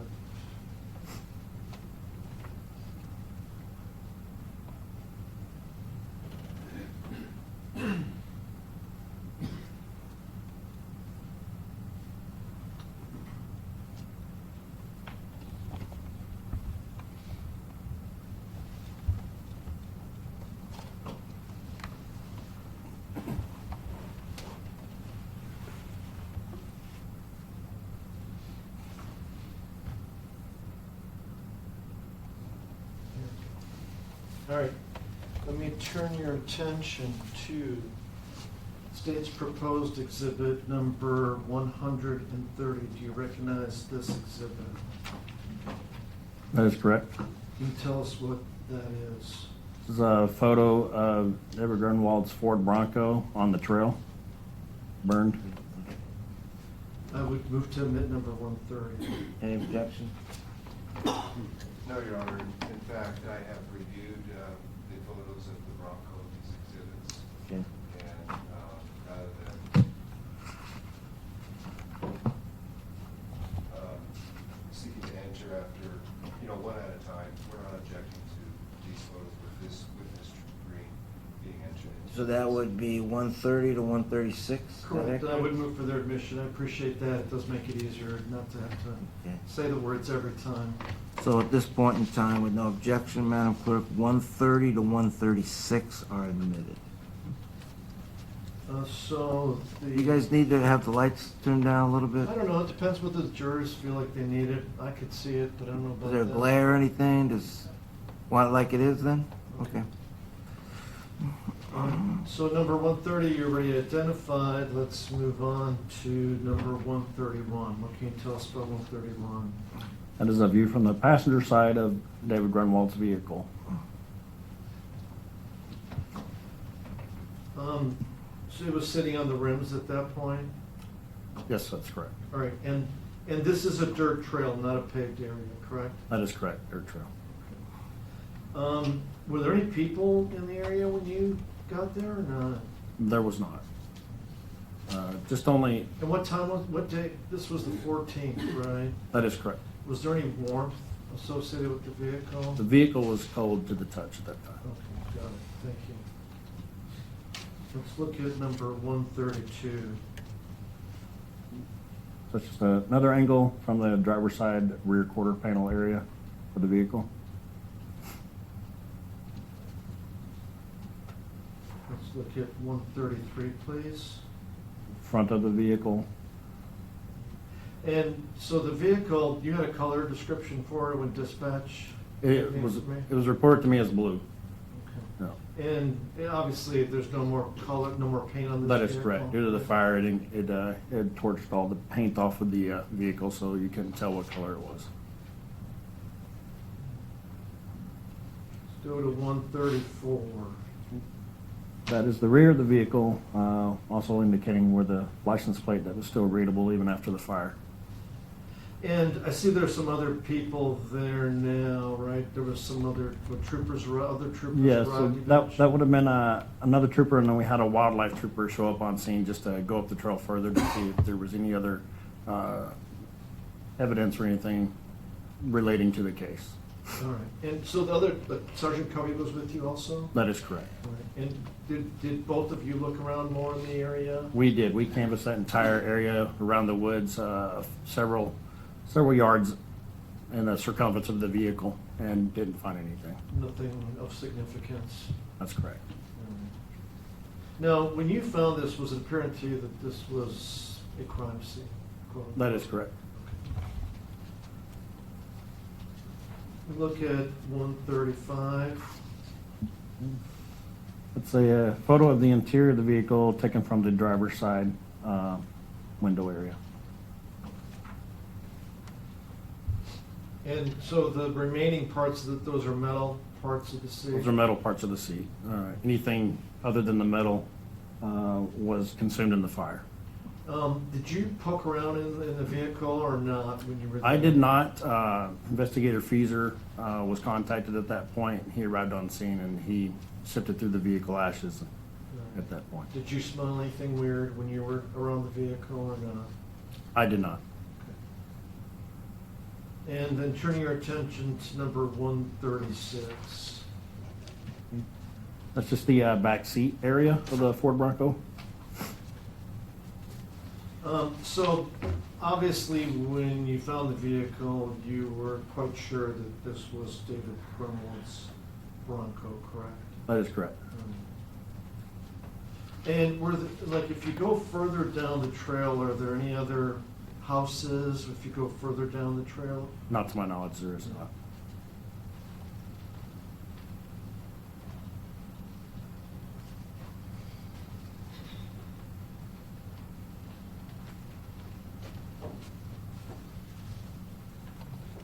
And then, did you interview Mr. Walker or did somebody else do that, the person who reported finding the Bronco? I spoke to Mr. Walker on phone. Correct. And he lives in that area? I can't recall if he does or not. And then you did a few other things. Now eventually, did any of the Grunwalds appear at the scene? Were you still there? Or no? Yes, Mr. Grunwald arrived on scene. To identify the vehicle? Correct. And did you also contact Mrs. Grunwald later? I don't recall if I did. If I can reference my report. Yeah, I'm just looking, if you Okay. could, I know this was a while ago, if you can Correct. refresh your memory as to, I just want to cover what else you did as it relates to this case and ask you Sure. some general questions about the Matson Valley. Okay.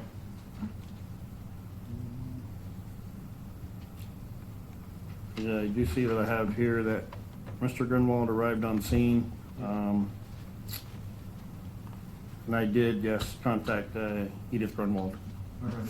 And what were you trying to, what information were you trying to get from her? I was trying to get, see if she could get David Grunwald's cell phone records, any messages or things that he had received or phone calls that he received, so I could try to track anything down that might have come in around the time frame that he'd come up missing. And you knew what his cell phone number was, correct? And you had it in your report, right? The phone that's referenced here Yep. was a phone number that was an outgoing to a cell phone number, according to what I understood at the time.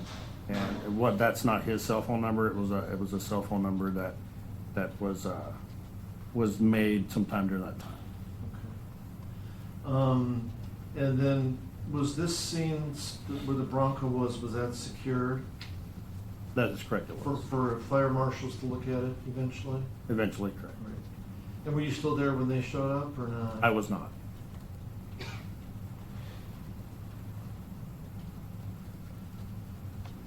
Now, I want to turn your attention to the big map, although that's going to require us putting it on the other tripod, and we're going to have to use the purple microphone, and then I'll be, then I don't have anything else for you.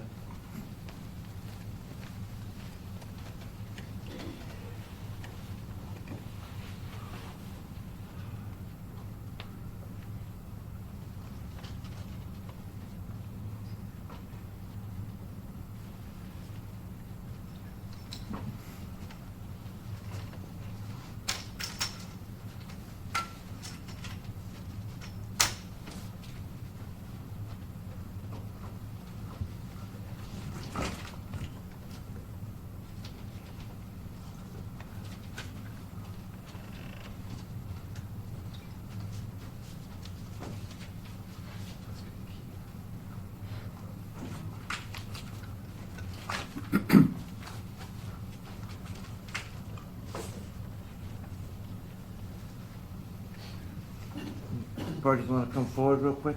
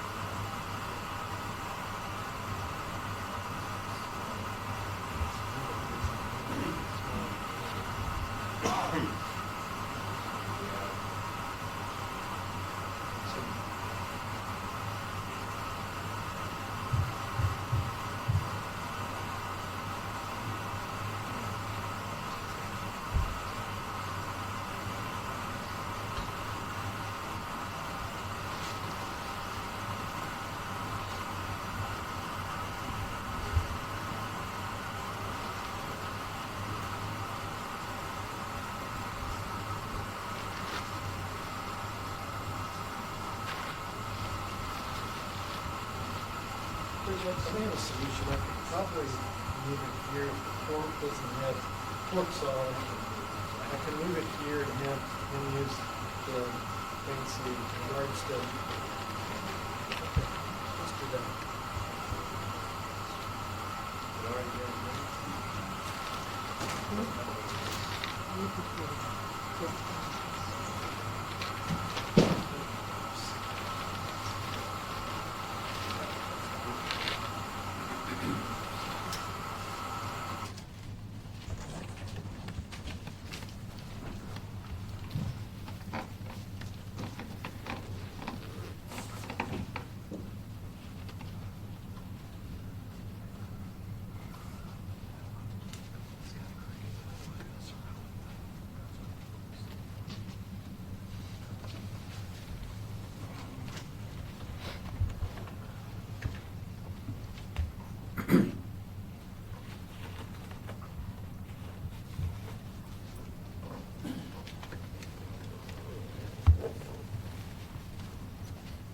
First of all, I would move for the admission of exhibit number 12, which is the map.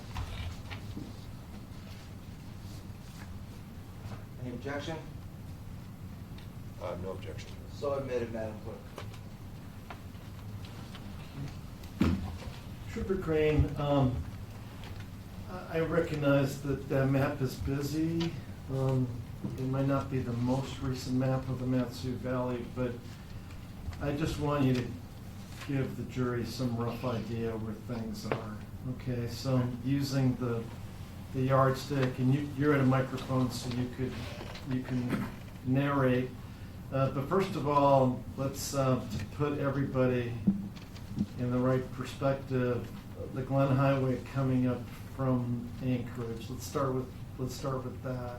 Okay, so Anchorage will be down here, transiting the Glen Highway northbound all the way up into where it comes to the interchange, which to the left runs off to the Parks Highway to go on towards Wasilla, and then you have the Glen Highway continue on up into Palmer, which is this area here. Now, and I don't know how good your eyesight is, but you said you were at the Almendinger house on Estee Street in Palmer, correct? That is correct. And that's behind the Tsunami Warning Center there. That's correct. It would be, it's obviously kind of small, but in this area, in this general area, I believe. All right. And then, are you familiar with how you get to the Butte area? So the Glen runs up into here. You can see this red line that runs this way. That's Palmer-Wasilla Highway. And if you go up just a little bit here, where this is Arctic, off the Glen Highway, you make a right, and then that essentially turns into the Old Glen Highway, goes across the Matanuska Bridge, comes down into the Butte area, which is this area. All right. And, I mean, you're familiar with why they call it the Butte, because of the the hill, the butte itself, right? Correct. Okay. And then if you keep going down the Oak Glen, does it cross the Knik River also? It does. It crosses Knik River here, and this continue obviously on. It's the Old Glen Road, comes back out to the Glen Highway to travel southbound back to Anchorage or northbound to either Palmer or Wasilla. There's a spur off of it here called the Knik River Road. All right.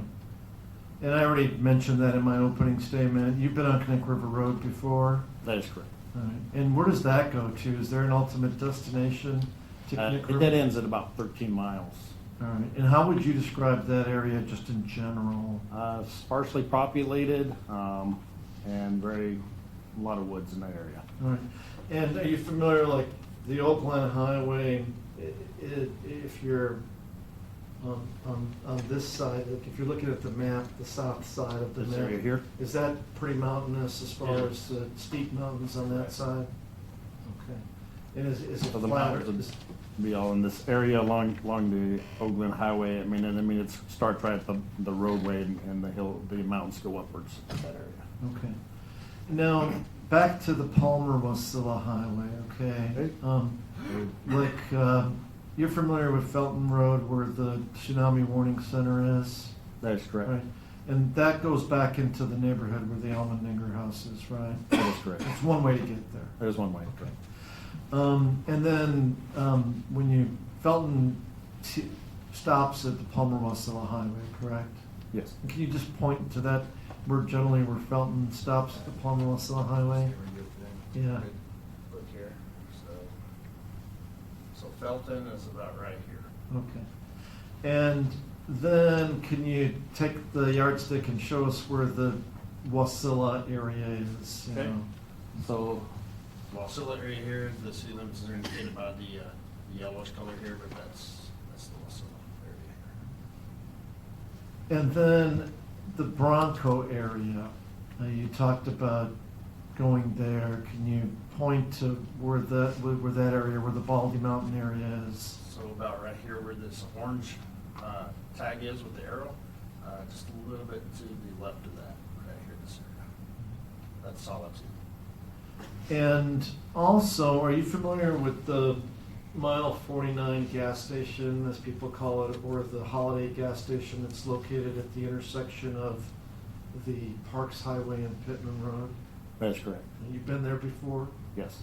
And can you tell us where that is located? So that's going to be right here at mile 49, where the orange tag H is. It's mile 49 highway. And you're out of the Wasilla post now, right? That is correct. Yeah, so is your post pretty close to that area? That is correct. Where is your post located? So the post would be essentially, so this is Pittman Road coming up from the parks right here, this black line. Yeah. So our post is just on the right-hand side of that, just in that area next to the Three Bears. So, and is that area generally called the Meadow Lakes area? Yes. Okay. And are you familiar, there's one other place that will be mentioned in this case, K Lake Road, because the Peterson residence was there, and I know you did not go there. Are you Correct. familiar with K Lake Road or not? I'm familiar, general location, but I haven't been there very often. All right, but that's still in the Meadow Lakes area That is also? correct. And then just to show the Parks Highway, can you kind of run us along? You Sure. showed us where the Palmer-Wasilla Highway is, but then where does the Parks Highway on that map? So Parks Highway starts here at the interchange where you're coming up from Anchorage to the Glen, and you continue on, on the highway. So this Parks Highway runs this direction and goes into Wasilla, through Wasilla, and then all the way up to Fairbanks. Right. And so the gas station is literally just, you can see it from the highway, it's next to the highway, right? That is correct, you can. Right. And how often have you been to that gas station? Number of times. Right. Are there two different pump areas at the gas station? I know. There is. Okay. There's one on the east side of it and one on the west side of the Yeah. gas station. And I know the directions get kind of weird because the Parks, eventually goes north, but it kind of runs West. towards the and west east. at first. But so if you're going out of Wasilla towards Willow and going north, or I guess going west, then eventually going to Talkeetna, and you see the gas station on the right? Correct. Is the main pump area on this side of the gas station, the first Correct. side of the gas The main station? pump area would be on the east side of the building, which would be the first entrance. And where are the other pumps? The other pumps are on the west side, and that turns up to Meadow Lakes. There's a road there, and then there's a small turnout off of Meadow Lakes, not directly off the parks. And that gas station, is that 24/7 gas station or not? It is. It is? All right. And it's lit up most of the night, it has lights set on it? Correct, it does. And is there a frontage road there? Is the driveway right off the parks with the gas station, or are they a couple of different driveways to that gas station? There's two driveways to the gas station. There's the first one that's directly off the Parks Highway, and that's the main pump area. You go a little past it, several feet down, and then you have to make a right onto, I believe it's Meadow Lakes Loop, and then not even, I would say probably about 10 yards, if that, there's another entrance driveway for the pumps on the west side of the building. I'm sorry to interrupt. Could the officer use the Sure. cordless microphone? Or he can just pick up the one Oh, right yes. there, right? Thank you.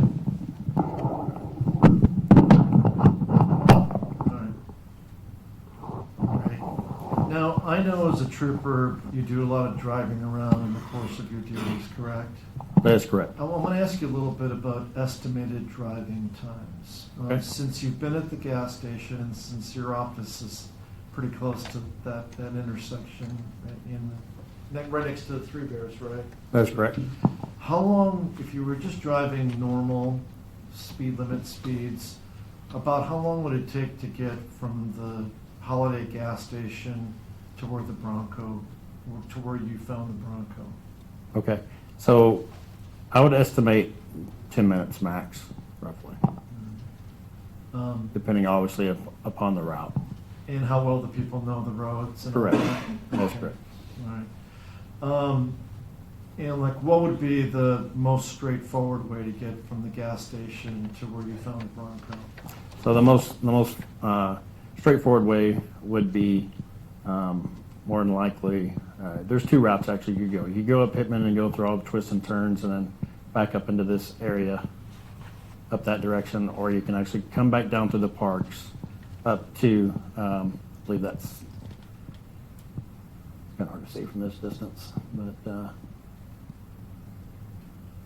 if you can go this direction, which I think that's probably Lucille, Uh-huh. and take it straight up into to the Schrock Road area, then up into Sites Road across the little Sitna River there, and then up to the mountain. And are there any little parking areas by the bridge where the bridge? There is. goes? There's a parking area just to the left side of the bridge, and I believe there's just past that there's a mailbox area. Now, I want to ask you, so we already established that the gas station is lit up, it's open 24/7. The parking area by the bridge, is that an area that's lit up, or is it a dark area? It's a dark area. And then, working backwards now, driving time from Palmer to the Holiday gas station. What do you think? I would estimate that, depending on where in Palmer, from there to Holiday Gas Station would be, I'd say anywhere approximately 25 to 35 minutes. I'm just talking normal driving speeds. I'm just Right. asking you to ballpark because you're Sure. very familiar with the Metsu Valley, right? Correct. Okay. All right. And then, what do you think is the driving time from, you see that arrow by the where the Knick River Road is? This one here? Yeah. Okay. What do you figure is the driving time from there to back to downtown Palmer? Back to downtown Palmer? Yeah, what do you figure that is about? Oh, And right. again, not trooper speed, but Right, not right. emergency speed, let's say. Understand. I would say probably about 10, 15 minutes driving time. So what the speed limit on the Oak Glen is, what, 50? 55. 55.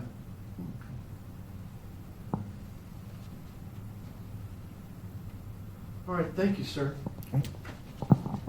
Cross-examination?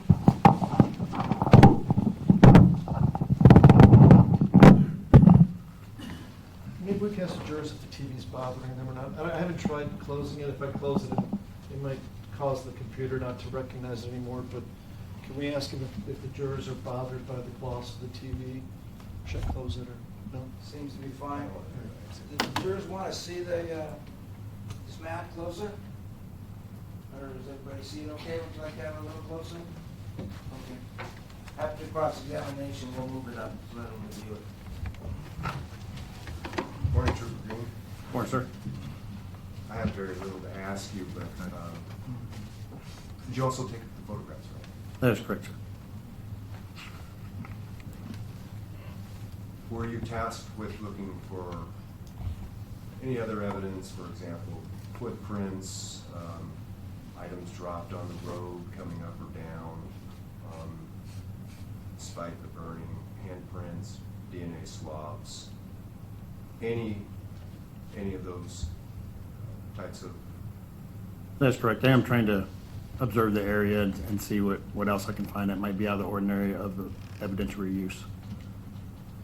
And did you find any evidence along those lines, footprints, DNA, handprints, any evidence that Bradley Renfro was present on the scene? I did not. You're probably aware, I would think, having started out initially in this investigation, that Bradley Renfro did admit actually being present there. That's correct. I'm aware of that. But just no evidence on this. That is correct. Statement is admission. Thank you. Any redirect? Thank you. Okay, sir, you can step down. Yeah, Mr. Judge. Kelp, huh? For our witnesses, just so we have the general rule, I'm presuming that after cross-examination is done, they can return to where they came from. Meaning they're gonna be out of town, so there won't be any other opportunity to call. Yeah, I don't see any for me having Trooper Green wait around during the trial. Let me ask Mr. Provost. You don't intend to, is it okay to release this witness? You don't intend on calling him back? I do not. Okay, he can be released. Thank you. But I would ask you to move the map closer so the jury can see it. Can you do that? And sir, you can step down when that's done. You said when that's done? Huh? You said when that's done? Well, when he moves the map, so.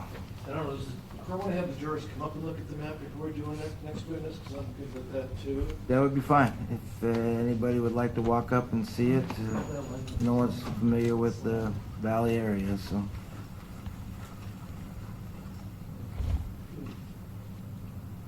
I don't mind us taking a couple of minutes for the jurors just to take a look at the map, and Mr. McCormick is our next witness, he's ready to hold it. Okay, we can go off record for a second.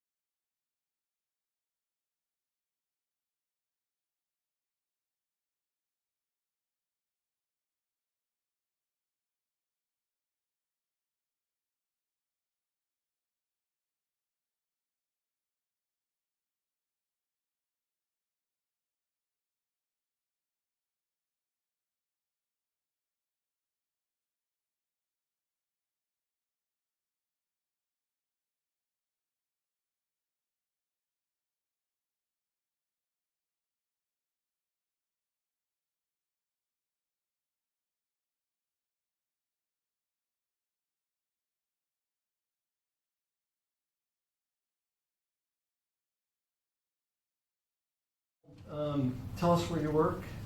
I work for Alaska Cab. How long have you worked there? Current almost 3 years. And you live in the Palmer-Wasilla area? Yes, sir. Now, I'm going to turn your attention to the late evening hours of November 13th of 2016 and the early morning hours of November 14th, 2016. You obviously know why you were subpoenaed to testify in this case, correct? Yes, sir. Did you give anybody a cab ride either that evening or early the next morning on the 14th from the Schrock Bridge area? Yes, sir. And do you remember whether it was late in the evening or early in the morning? Do you remember which one it was? It was late evening. Okay. And were you familiar with that area where the bridge goes over the Mississippi River? Fairly. Have you been there before, either Yes. recreating or working? Yes, sir. So, and what, are you dispatched through a central location, or tell us how that works with you? The day shift is dispatched through a central location.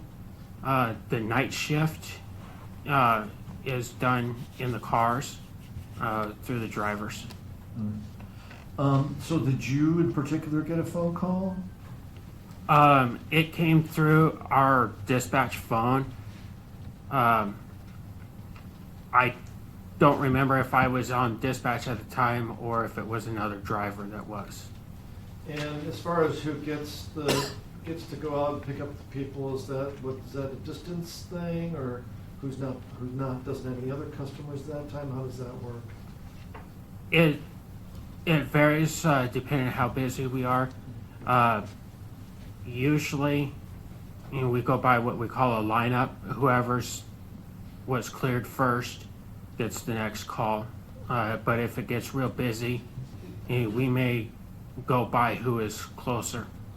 And do you remember what the phone number was of the person that requested the cab on that evening? Yes, sir. What was the number? 521-4273. And where were you when you started driving out to that area? I was sitting at the Valley Performing Arts parking lot in Wasilla. And what kind of vehicle were you driving that night? I was driving a Ford Crown Victoria. About how long did it take you to get to the Schrock Bridge? I would say it takes about 8 to 10 minutes to get there. How were the roads that night? Clear. Was it cold? It was a very cool night. Dark outside? Yes, sir. When you got there, were the people obvious, or did they have to come out of the woods? Or tell us what you saw when you got to the area. When I got up there, I ended up actually going past the pullout where they were.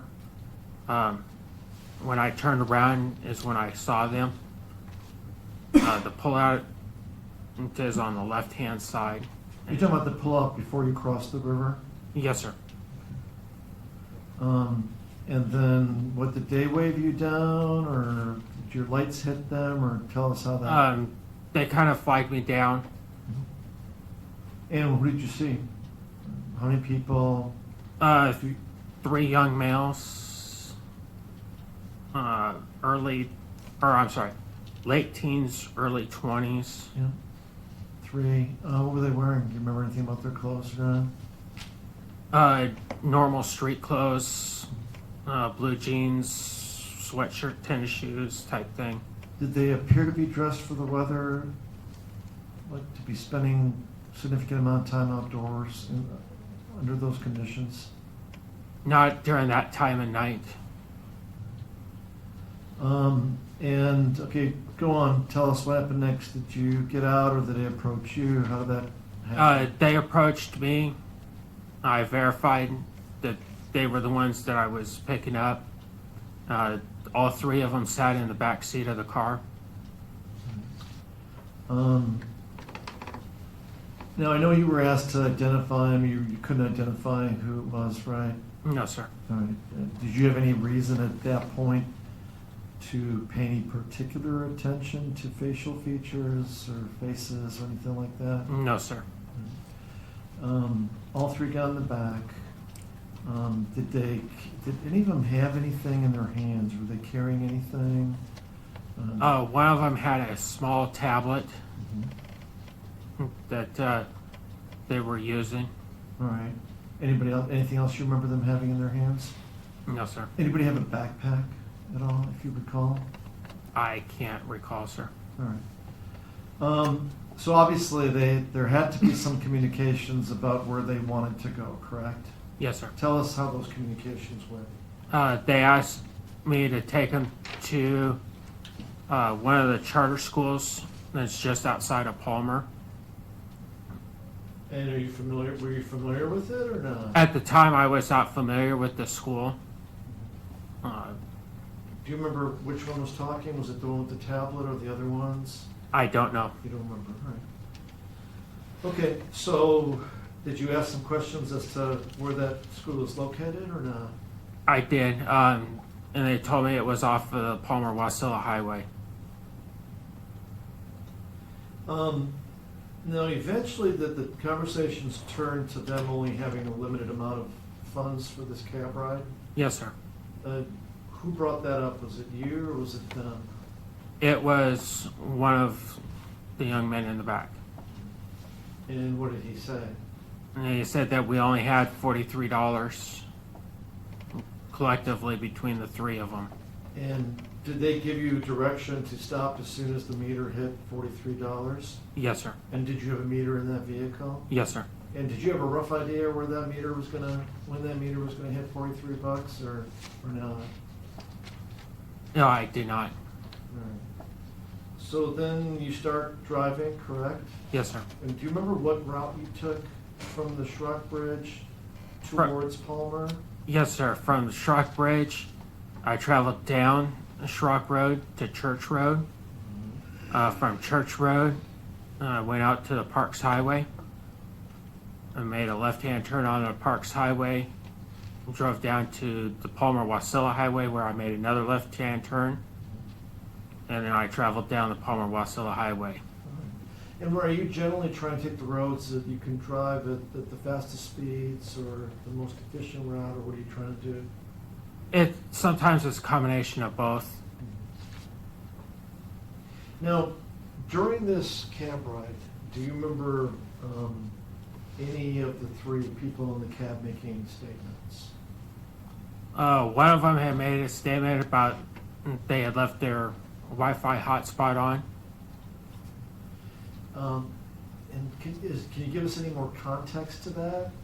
Was it like, oh shoot, I left my hotspot on, or I mean, I'm trying to see like how did that come up? Do you remember? Or I don't remember how it came up. Okay. Do you remember which one that was? Was it? I do not, sir. Do you remember like whether they were? You said they were males, Yes, sir. and you gave us an age range, and you told us they were wearing regular types of clothes. Do you remember their ethnicity at all, or not? No, sir. Any other statements? So we got the one about the leaving. And a little bit later, or I believe we were on the Palmer-Wasilla Highway when they were talking about having to stop by one of the friends' houses to pick up like an extension cord so they could plug in a heater at a cabin or a shed that they were actually ultimately going to. And again, I'm assuming you can't tell us exactly which one made that statement. No, sir. But again, I take it there was nothing raised any red flags to you at that point? No, sir. Because you get people rides from all over the place in the valley, right? Yes, sir. And I imagine you probably have had stranger cab rides than this one, correct? Yeah. Sustained, no pleading. Have you had stranger cab rides than this one before? Yes, sir. Now, No other statements? We've covered all the statements that you remember them making? Yes, sir. And then did you tell them when the meter hit 43, or were they watching it and they said, please pull over, or whatever they said? They were watching it at the time, sir. And what area were you in when it hit the $43? The Palmer Wasilla Highway and Prospect. Which is, any landmarks? It is about, I'd say, a quarter of a mile from Trunk Road. You know where Pioneer Pizza is? Yes, sir. Is it close to there? It is almost across the highway from it. What happened when you got to that spot? They said that they had reached their limit and, asked me to pull over. Did they pay you? Yes, sir. Do you remember which one? Was it the guy with the tablet? The I- electronic tablet or not? I don't know, sir. Did it pay you, what was the cash, or It was in cash. it was exactly $43? Yes, sir. Meaning what, 220s and 3 signals? If you recall? I don't recall. And what did you see them do after you dropped them off in that area? They started walking toward Palmer. Together? Yes, sir. Was there any bickering among them when you saw them in the cab? No, sir. Was anybody yelling at the other person? No, sir. Did anybody have any guns out? No, sir. Not that I know of. And you don't remember any backpacks either? Not off the top of my head, sir. So you didn't observe any unusual behavior amongst the three, correct? Other than just conversation? No, sir. Now, how about let me take it a bit further. Have you observed intoxicated people before Yes, sir. in the course of your duties at the cab company? Yes, sir. Like, for example, have you ever given people ride homes from bars? Yes, sir. Were any of the three people in the cab that night observing any indicia of not observing, did you observe any indicia of intoxication on the part of any of the three that you were giving the ride to? No, sir.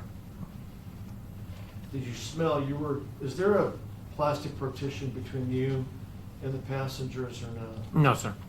Did you, have you smelled the odor of alcohol before when somebody's highly intoxicated? Yes, sir.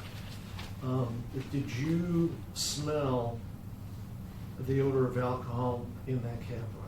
No, During that sir. cab ride? No. And how long was the cab ride? Do you know? About 15, 20 minutes. And during that whole ride, you're saying you did not smell any alcohol? No, sir. Did you smell any gasoline? No, sir. Did you smell any marijuana smell? No, sir.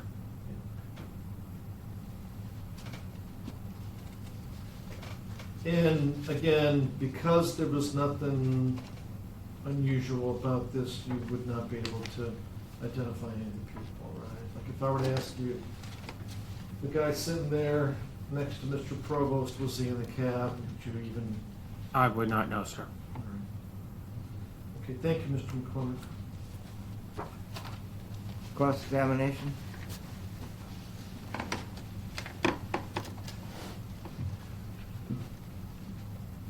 Good morning, Mr. McCormick.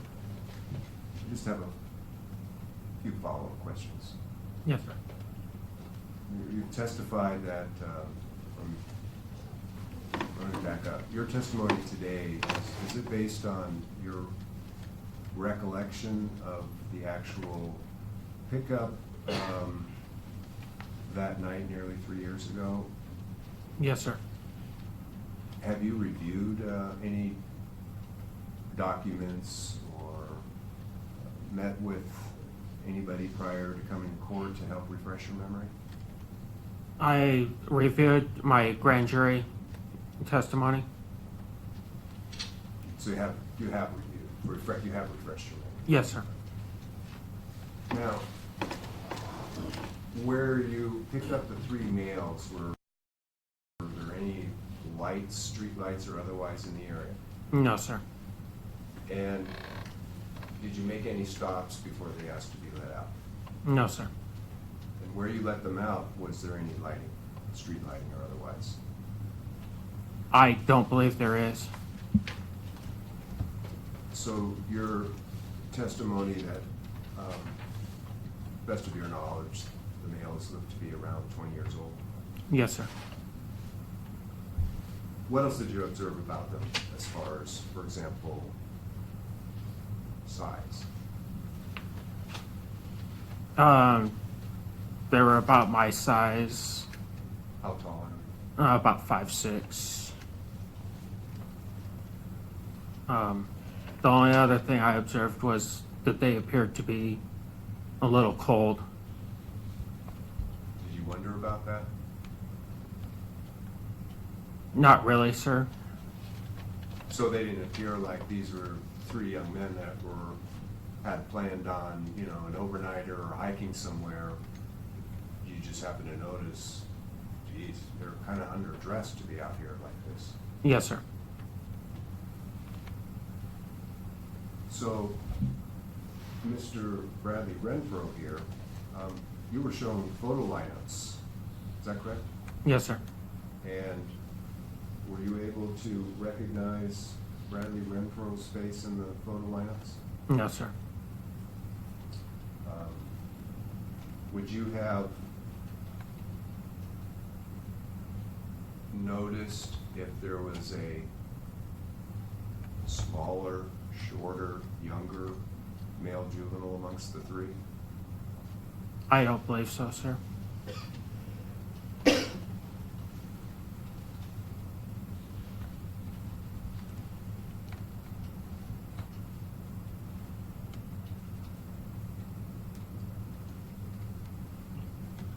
Now, this was approximately what time, to the best of your recollection? I would say it would have been around 11:30-ish. Okay. So, the questions you had about noticing impairment or intoxication, and you testified that at that time of night, you didn't. Is that right? Correct. But you wouldn't know about any consumption of alcohol or marijuana hours earlier. No, sir. Thank you. Any redirects? No, same request, since our witnesses are traveling. I No don't- objection. Okay. Sir, you can step down today and you're released from the subpoena. Okay? All right. So you can free to go back home. Investigator Sven Hall is our next witness. Okay? Mr. McCormick, do you just want to ask him to step in, ask Investigator Hall to step in? Yes. Should be standing there.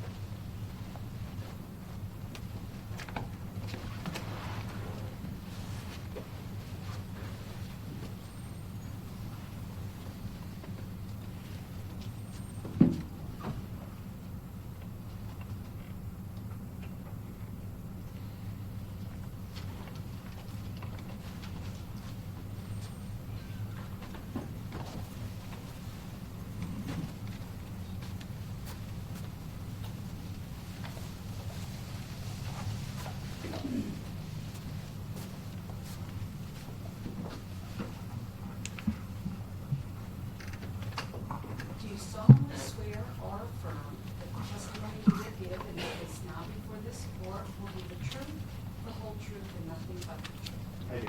Thank you. May be seated. And for the record, would you please state your full name and spell first and last? Sven Hall, Svenhall. Thank you. You may proceed, Mr. Kelton. All right, good morning. How are you? Good, sir. Thank you. Can you tell me, where are you employed?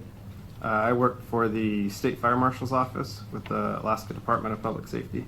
And what is your title there? I'm a deputy fire marshal. And then, I mean, I don't know, I've been calling you and Nathan Rochelle the investigators, but deputy fire marshal's your official title, right? Yes. But are you essentially an investigator? Yeah, I'm a certified fire investigator. And what type of investigations do you conduct? Fire investigations. And then where is your office, where's your headquarters located? We're located in the Department of Public Safety headquarters building in Anchorage. All right.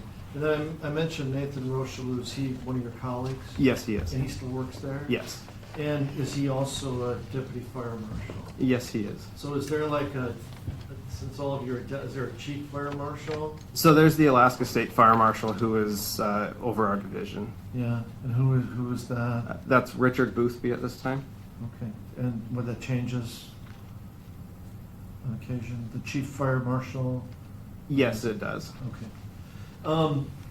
Now, I should, how long have you been a deputy fire marshal? Let's start with that. I've been a deputy fire marshal for a little over 4 years. And have you testified in court before or not? Yes, I have testified in court before. Different areas, do you cover different areas of the state? Yeah, we cover the entire state of Alaska. And as far as the nuts and bolts, like when would you or Deputy Fire Marshal Rocheleau be called out as opposed to just the troopers or local police investigating a fire? Anytime a local jurisdiction, whether it's a law enforcement or a fire department needs help with the fire, they call our office and ask for assistance. Now, do you guys deal with the forest fires like wildland fires also or not? A little bit. We get involved if the Division of Forestry needs assistance. Our main factors mainly structural and vehicles. Now, let's talk about, have you been qualified as an expert in court before? I have not. Okay. Just a matter of time, I guess, right? Correct. Okay. But we probably should delve a little bit into your education and background. So where did you go to school? Let's start with that. I graduated from the University of Alaska Anchorage with an associate's in fire science. And what year was that? Do you remember? I believe that was spring of 2010. All right. And did you grow up in Alaska also? Yes, I did. And where did you go to high school? I went to Chugach High School. And then let's cover your employment. So now we know you work as a deputy fire marshal. And you said you worked there for 6 years? A little over 4 years. A little over 4 years. What did you do before that? So prior to becoming a deputy fire marshal, I started out as a volunteer firefighter in 2008. I still currently am a volunteer firefighter as well. In 2010, I got hired by the Anchorage International Airport Police and Fire Department. From there, I went to the Alaska Law Enforcement Training Academy, where I graduated and became a certified police officer. In addition to that, I'm a certified firefighter 1, firefighter 2. When I came over to the State Fire Marshal's office in 2015, I went on to the National Fire Academy in Emmitsburg, Maryland, for a 2-week fire arson origin and cause investigation class. Once I graduated there, I returned back to Alaska and tested with the Alaska Fire Standards Council and became a certified fire investigator. Now, I got some questions about your time with the Anchorage Airport Police and Fire. Each person on that squad is a police officer and a fire person? Yeah, we were dual certified. We kind of alternated whether we were going to work in a fire station or work patrol. And then right now, then you said you went to the Trooper Academy Yes, I did. in Sitka? Yes. The same one the troopers go through? Yes. Okay, and in your current job, clarify for me, you said you're a certified police officer, so you have arrest powers as well as being a deputy fire marshal? Yes, I do. I hold an advanced police certificate. Your Honor, the defense stipulates to the expertise of this witness. So it would be a qualification as a certified fire investigator and also in the area of fire cause and origin and determination. So certified as an expert. Did I use the right terms on that? Origin and cause, but yes. Origin and cause, okay, thank you. With that out of the way, let's turn to this particular case. Did you have some involvement in the David Grunwald case? I did. I assisted Deputy Fire Marshal Nathan Rocheleau in the investigation. And when you say you assisted, did you go out to the scene where the Bronco was located by first the civilian and then the troopers? Yeah, I did. I responded with Deputy Fire Marshal Rochlow on all 3 occasions when the vehicle was examined. How would you describe that area? Basically, the Bronco was located on a four-wheeling trail, very consistent with where you would see people taking their ATVs or their lifted trucks up to go four-buying. And then you and Nathan Rocheleau went there together? Yes, we did. And were there other people on the scene? I don't recall if the troopers were there when we arrived on the scene or not. But the Bronco was still there? Yeah, the Bronco was still there in place. It had not been moved? Right? No, it had not. Okay. I need to fire the computer back up.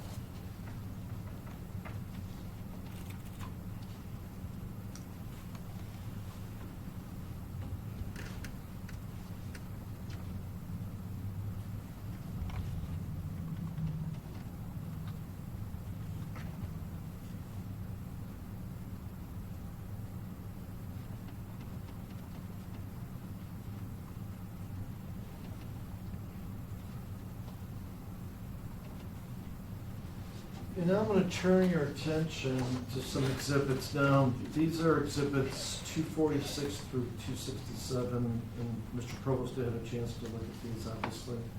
We did, Your Honor. We don't object to their admission. Okay, so for the record, 246 to 267 are now admitted.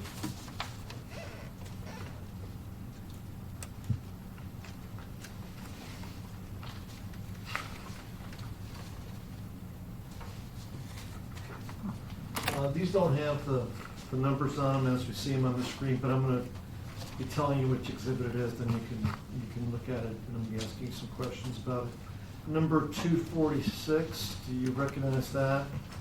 Yeah, that is the Bronco that was located on the four-wheeling trail off North Solitude.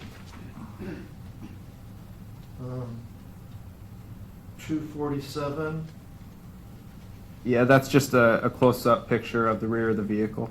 okay. Now, so you don't have to be a fire investigator to tell that this vehicle was burned, correct? Correct. It is very obvious to you, Yes, it is. and would you presume that it'd be very obvious to even somebody without any training that you have? Yes. Okay. Anything significant? If there's what I'm hoping to get from you is if there's anything significant about these photographs that you found pursuant to your training experience that you could point out to the jury, well, this is important, or that's important, or this is what we found. So let me get into the next one, which is going to be 248, with just a close-up. Is there anything significant about, like, what caught your eye as a fire investigator from this view? So when we approach a fire investigation, we work from the area of least amount of damage to the area of most amount of damage. So when we arrived on scene, we conducted a walk around of the vehicle and the surrounding area, and we determined that the rear of the vehicle was the area of least amount of damage. And that's what this photo is showing here. You can see that the license plate is still intact. There's still paint on the license plate. There's some aluminum trim pieces to the vehicle that are still intact. And the fiberglass canopy is still intact and hadn't been consumed by the fire. Right. Well, there's even a bumper sticker still on the part of the bumper. Right? Correct. Okay. So what does that tell you, that the fire was not as hot in that part of the vehicle? Yeah, so we determined a little bit further in the investigation. Obviously, we still have to do our further walk around of the vehicle and look at more of the burn patterns. Okay. But yeah, we kind of eliminated the rear portion of the vehicle as the area of origin. Now, is that pretty normal if a vehicle burned for a while that the tires would burn completely? Like we see the spares going on. Right? Yeah, absolutely. This vehicle fire did not have any fire suppression to it. Let's look at State's Exhibit 249. Now, does this also reflect some of your previous testimony? Yeah, so this was another photo that was taken of the passenger side of the vehicle. And one of the things that we look at here is clean burn marks, which is basically the fire was so intense it burned all the combustible material off the surface. So that's the paints, the primers, anything that could readily burn. The black on the rear of the vehicle, that's all the carbon and the rubber from the tire burning. As you can see, the rubber and the carbon is still on the rear of the vehicle, so that helped us determine that the fire was the hottest and burned the longest towards the front. And when I mean front, from the door forward. All right, and we know from like anybody who's burned like garbage or whatnot, plastic usually burns first, right, as opposed to metal, right? Yeah, so What type of materials are the first ones to give way in a fire? so the readily combustible material. So that's your papers, your plastics, carpets, paints, and stuff like that. How about car upholstery, like the foam in the seats and the material that covers the seats? Are they flammable? Yeah. Flammable? Absolutely. So they're basically made out of a Class A or Class B material, which is the Class A materials are your woods, your paper products, your cottons. Your Class Bs are your fuels. You could take the polyurethane foam from vehicle seats or a couch seat or even the seat that you're sitting on now, and it basically liquefies and creates a fuel fire. Now, let me ask you a question. In the movies or TV shows, when a vehicle starts, catches fire, and burns, eventually people are expecting to see a big explosion. Now, does that happen usually or not? No, that is highly unlikely when it comes to a vehicle. And what is it? Is it about the gas tank, or what is it? What prevents that from happening? So the gas tanks are vented. They basically have the fuel fill that you fill your vehicle in. Then they have an overflow and then venting so that they can't build up pressure. In the event that a vehicle does catch on fire, it all depends on if it's a fiberglass tank or a steel tank. Usually the vapors will expand and vent from the tank. The fuel is too rich to actually cause an explosion. If you can imagine like your internal combustion engines or anything like that, or if you've ever messed with a carburetor, you have to have the right mixture of air and fuel to cause an explosion. With the vehicles that you see in the movies that have an explosion, they're using pyrotechnics. Okay. Now, are you familiar with the older Broncos before they discontinued them? A little bit. Yeah. So you're familiar that the back part of the roof, it's actually a detachable roof on those Broncos, right? Correct. It's a fiberglass canopy. Yeah. Okay. And would you expect the fiberglass to burn before the metal's affected? Yeah, so the fiberglass is one of those where it's kind of a Class A material as well. It's readily combustible. If fire impinges on it, it's going to break down the glues and everything that's holding it together, and then it's eventually going to drop down into the vehicle. Let me go to number 250. So this is the front of the vehicle. As we found it, one of the distinct patterns that we want to look at here And you can use that yardstick if you want as a pointer. is here on the hood. You've got this distinct line of demarcation, and we call that a radial burn pattern. And basically what that tells us is the fire originated in the inside passenger compartment of the vehicle. If it were to start under the hood, you would have more irregular patterns where you can see the cross members of the hood frame, you'd really see different outlines and demarcations. This here shows that the fire came out onto the hood from the front windshield. 251, anything noteworthy about that photograph? Yeah, so this here is. You might have to move that mic if you're leaning over. I don't know if it's. Can I just so- step around? Or you can pop it right out and then hold it. Or if that doesn't work, there's a portable one that Madam Clerk has too. Okay, so you can see that radial burn pattern that I was talking about. Another thing that we look at when we look at vehicle fires is the front windshield. And when you have a passenger compartment fire, the windshield fails towards the inside of the fire. Basically, you have a thermal layer, all the combustible is in there, very typical like a house fire, or if you've had a campfire, you can see the smoke goes up. And what happens is it creates what we call a thermal layer. You have all the gases and everything that's building up and superheating everything that's inside. And what happens is the windshield starts to fail, and it fails from the top, and then it goes down. And then that's where you get these radial patterns, because the windshield's fallen down, and now the fire is able to escape out onto the hood. The other thing that we look at here is the paint and primer survivability on this quarter panel. Had that been an engine compartment fire, you would have a lot of that paint and primer that's gone, clean burn. And that's what you see on this on this driver's side door is the clean burn, the oxidation, further showing that the fire originated on the inside of the vehicle. 252.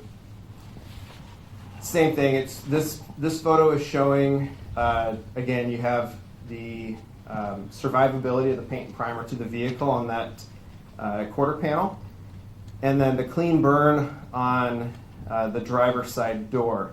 Another thing that you can see is towards the rear of the vehicle. You can also see the paint and primer survivability. So the fire wasn't.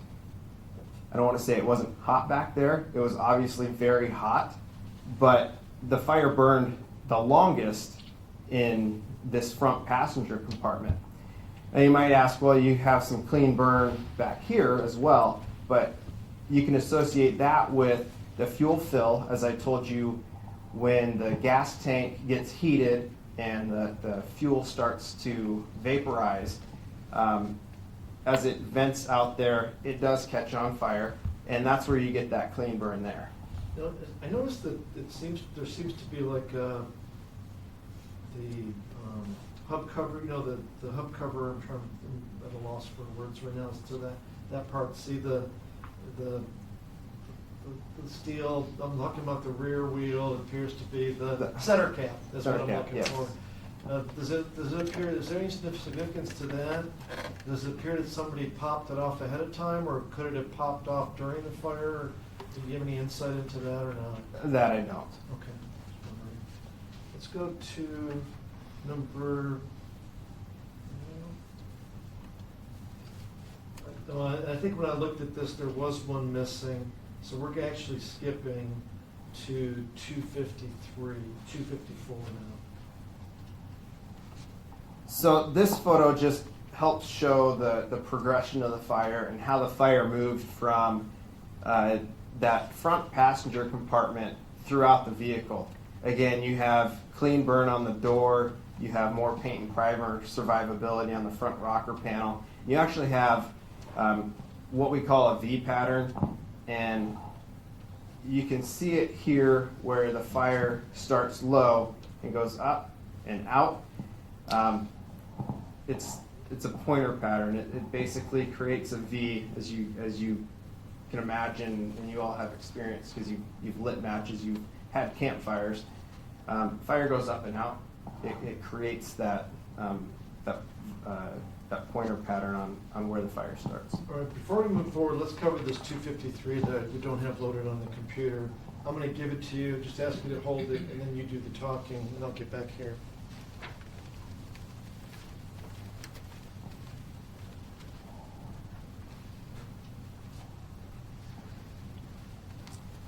So 253 is a picture of the passenger side front fender. And what you're seeing there is also clean burn on that front fender. That's produced from the tire burning. So the tire burned long on that side. It's also showing movement into the passenger compartment, into the engine compartment from the passenger compartment. So what happens in a vehicle fire is how the fire transitions from one area to the other is through pre-existing holes in the firewall. So there's a firewall that separates the engine compartment from the passenger compartment. So you've got all your wires, your heater core, different penetrations just for the vehicle manufacturer to get electricity and stuff to different compartments of the vehicle. And that's how fire travels from one compartment to the other. So you had 253, we have 254 on the screen. Let's go to the next one. Well, that was actually 253, the one you just had, right? Correct. Okay. Now we got 255. 255, that's just the driver's side front fender. As you can tell that there's more paint and primer survivability on this side, which helps us to also verify that the fire entered the engine compartment from that passenger side firewall through those pre-existing holes.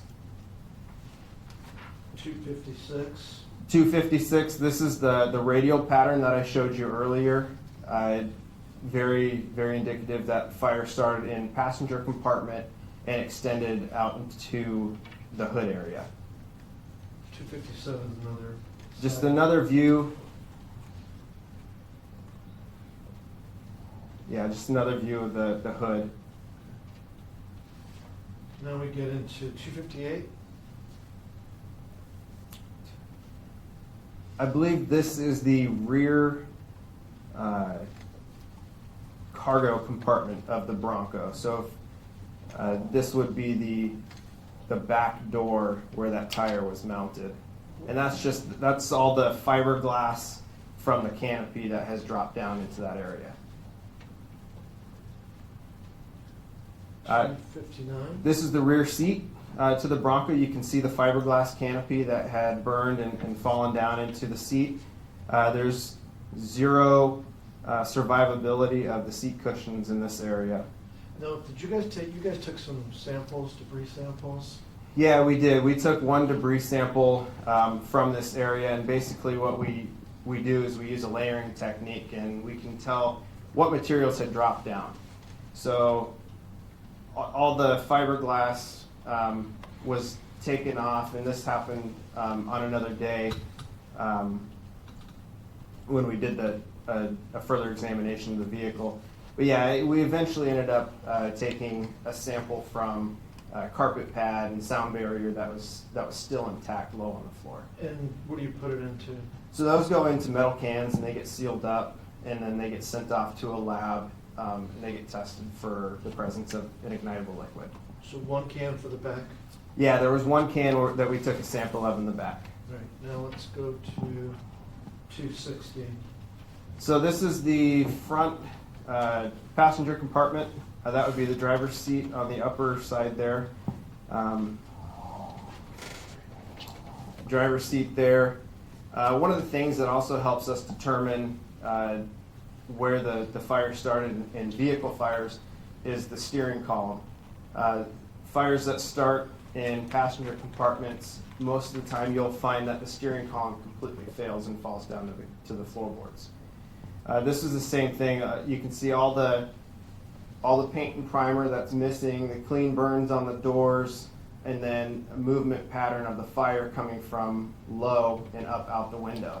And did you collect samples from the front passenger compartment?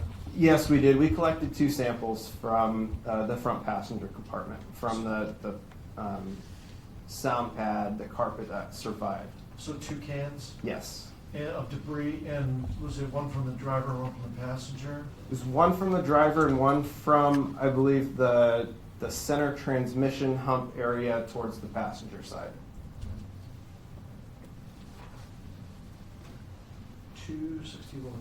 So this is showing the clean burn on the firewall, and these are the pre-existing holes where your heater core would be, where the fire transitioned from the passenger compartment into the engine compartment. 262. This is just a better view here of the pre-existing holes. You can see there is some clean burn, some oxidation, and also a little bit of carbon buildup from the paint and primer and the combustible materials burning. One of the things that is a big key here is the remaining glass from this little wing window. So what happens is those windows, they tend to pull towards the fire. So the main window on your side mirror is tempered glass. So that's going to shatter. Has everybody seen how that happens? Well, these wing windows are more like laminated glass. And they'll tend to have a plastic or a film in them, and they'll pull towards the fire. And that helped us also determine that the fire started on the passenger compartment of the vehicle. 263. 263 is more oxidation, fire patterns on the firewall, and also showing those pre-existing holes through the steering column into the engine compartment. Now, there are some remnants of the steering column there, correct? Yes, there are, and there's wires all through the dash, and one of the things that we have to do is we have to examine the wires for the vehicle to eliminate if there was an electrical event. So what happens when wires break down, if there's power to them, is when they touch each other, they make what we call is an electrical artifact, or an arc, or a bead. Basically, when two wires make a connection, they make a spark. So what happens is the one wire will take a piece of the copper from the other one, and it creates a little droplet bead on the wire.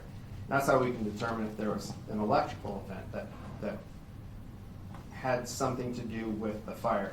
When we examined the wires that were in the vehicle, we didn't find any signs of any electrical event on any of the wires. 264. 264, this is a really good photo of the front glass. Like I was telling you, the thermal layer, the hot gases start up high, and it tends to pull that glass down.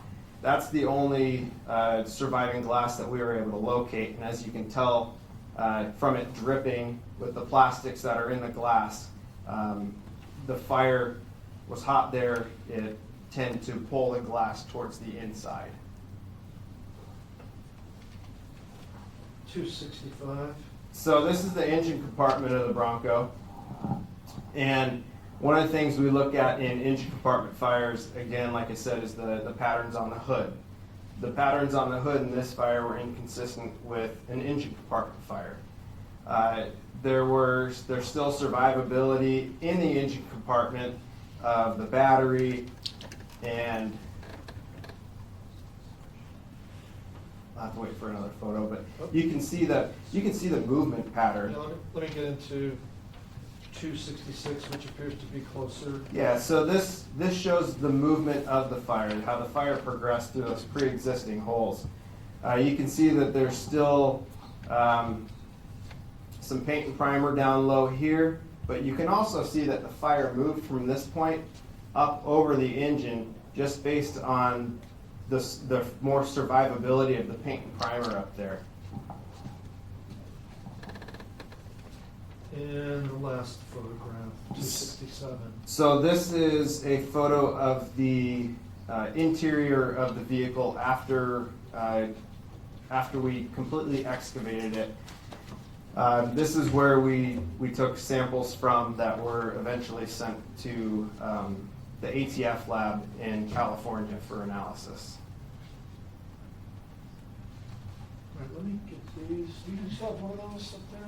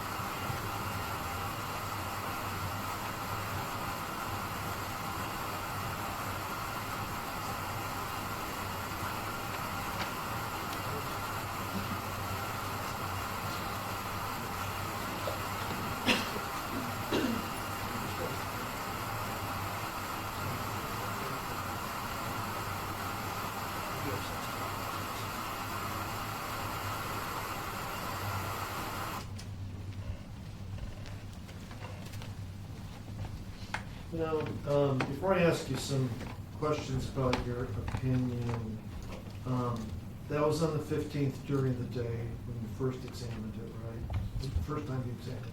Yes, the 15th was the first time we examined the vehicle where it was located on North Solitude. Now, turn your attention to November 21st, 2016. Did you again examine the Bronco? At a Yes. different location? Yeah, so you can imagine it's November, it's starting to get cold out, and light's starting to diminish. So the vehicle was impounded to Matanuska Towing and Recovery, put in their secure storage, and then on the 15th, November 21st, the vehicle was re-examined by us at Matanuska Towing and Recovery in a secured warm storage garage. Now, let me turn your attention to December 5th, 2016. Did you and Investigator Rocheleau again examine the vehicle at Matanuska Towing and Recovery? We did, based on the significance of the case, the information that we had received from the Alaska State Troopers. We reached out to the Seattle Field Division of the Bureau of Alcohol, Tobacco, Firearms, and Explosives. They're kind of the federal agency that does fire investigations, much like the FBI does a lot of the homicide stuff. We reached out to the ATF for assistance with the vehicle fire. Yeah. And when were the collections taken, the 3 cans? The 3 cans were taken on December 5th. And the person, the ATF special agent, what was the person's name who assisted you with that? Her name is Special Agent Tana Langernell. Now, our crime laboratory, the Alaska State Scientific Crime Laboratory in Anchorage, do they do testing of debris, fire debris, or not? They do not. Any samples that we take from a fire scene has to be sent out to another laboratory for testing. Okay. Now, we're going to get to, we've stipulated to the results, we're going to get to that in a little bit before you leave. But let me just ask you, without getting into those results yet, did you smell gas or any other type of weird smell during any of these days or not? I did. So I was involved, and I was the one that was digging in the passenger seat area of the front of the vehicle. And as we examined the vehicle and the debris, we laid out plastic and we basically quadranted it off in different compartments of the vehicle. So we had the front seat, the passenger seat, the rear seat, and then the cargo area. So all the debris that was removed from those areas were placed on a piece of plastic that, like I said, was quadranted out, so we knew where it came from. As I got down towards the bare metal, which there was some bare metal, and then there was still some survivability of carpet pad or sound barrier there, and I wouldn't say that it was glued down, but because of the heat to it, it was sticking to the metal. Once I was able to pop that up, it was a strong odor of what I recognized as gasoline. Now, based on your investigation, did you determine whether this was an arson? Yeah, so we classified this fire as an incendiary fire, which basically means that somebody set this fire started where it shouldn't have. So, caused by a person? So, yeah, in our classification, we wrote this fire up as an incendiary fire that was caused by a person or persons pouring an ignitable liquid and igniting the vapors of that liquid with an open flame device. And were you able to say whether the ignitable liquid was gasoline for sure or not? Just based on the slides we reviewed in your scientific knowledge about this subject area.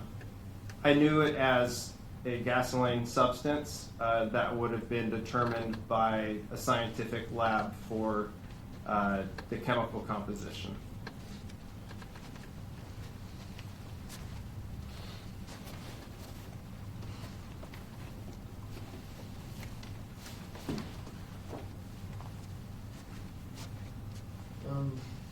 Judge, as the court knows, Mr. Provost and I have agreed to certain stipulations, certain stipulated facts.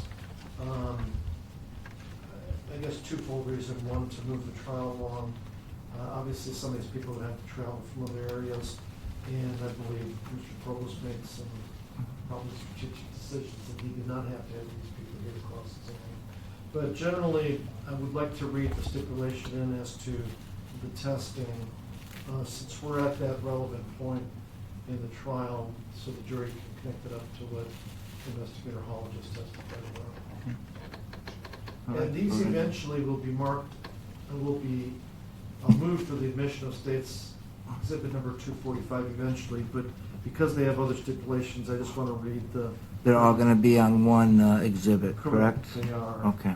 So you can go ahead and read this stipulation Yes, regarding if I this could. witness. So this is how it goes. And this is just the professorial remark. The prosecution and defense have agreed or stipulate to the following facts. Both parties accept these facts as true.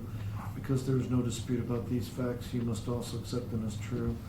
The parties agreed that if called as a witness, Jamie Barenkoff would testify to the following, and therefore the parties stipulate to the following facts. Number one, Jamie Barenkoff, B-A-E-R-N-C-O-P-F, is a forensic chemist working at ATF's Forensic Science Laboratory in San Francisco, California, has been employed in that capacity from the year 2009 to present. Number two, her duties include chemical and physical analysis of evidence submitted to the laboratory. Number three, in December of 2016, she used laboratory instruments, parenthesis, and Agilent 6890 and gas chromatograph, parenthesis, to analyze the following items. Number one, a gallon can containing burn debris collected from the passenger floorboard of David Grunwald's Bronco, collected by Deputy Fire Marshal Sven Hall and ATF agent Tana Lane Yarnell. Number two, a gallon can containing burn debris from the driver floorboard of David Grunwald's Bronco, collected by Deputy Fire Marshal Sven Hall and ATF agent Tana Lane Yarnell. Number three, a quart can containing burn debris from the rear back seat area floorboard, collected by Deputy Fire Marshal Sven Hall and ATF agent Tana Lane Yarnell.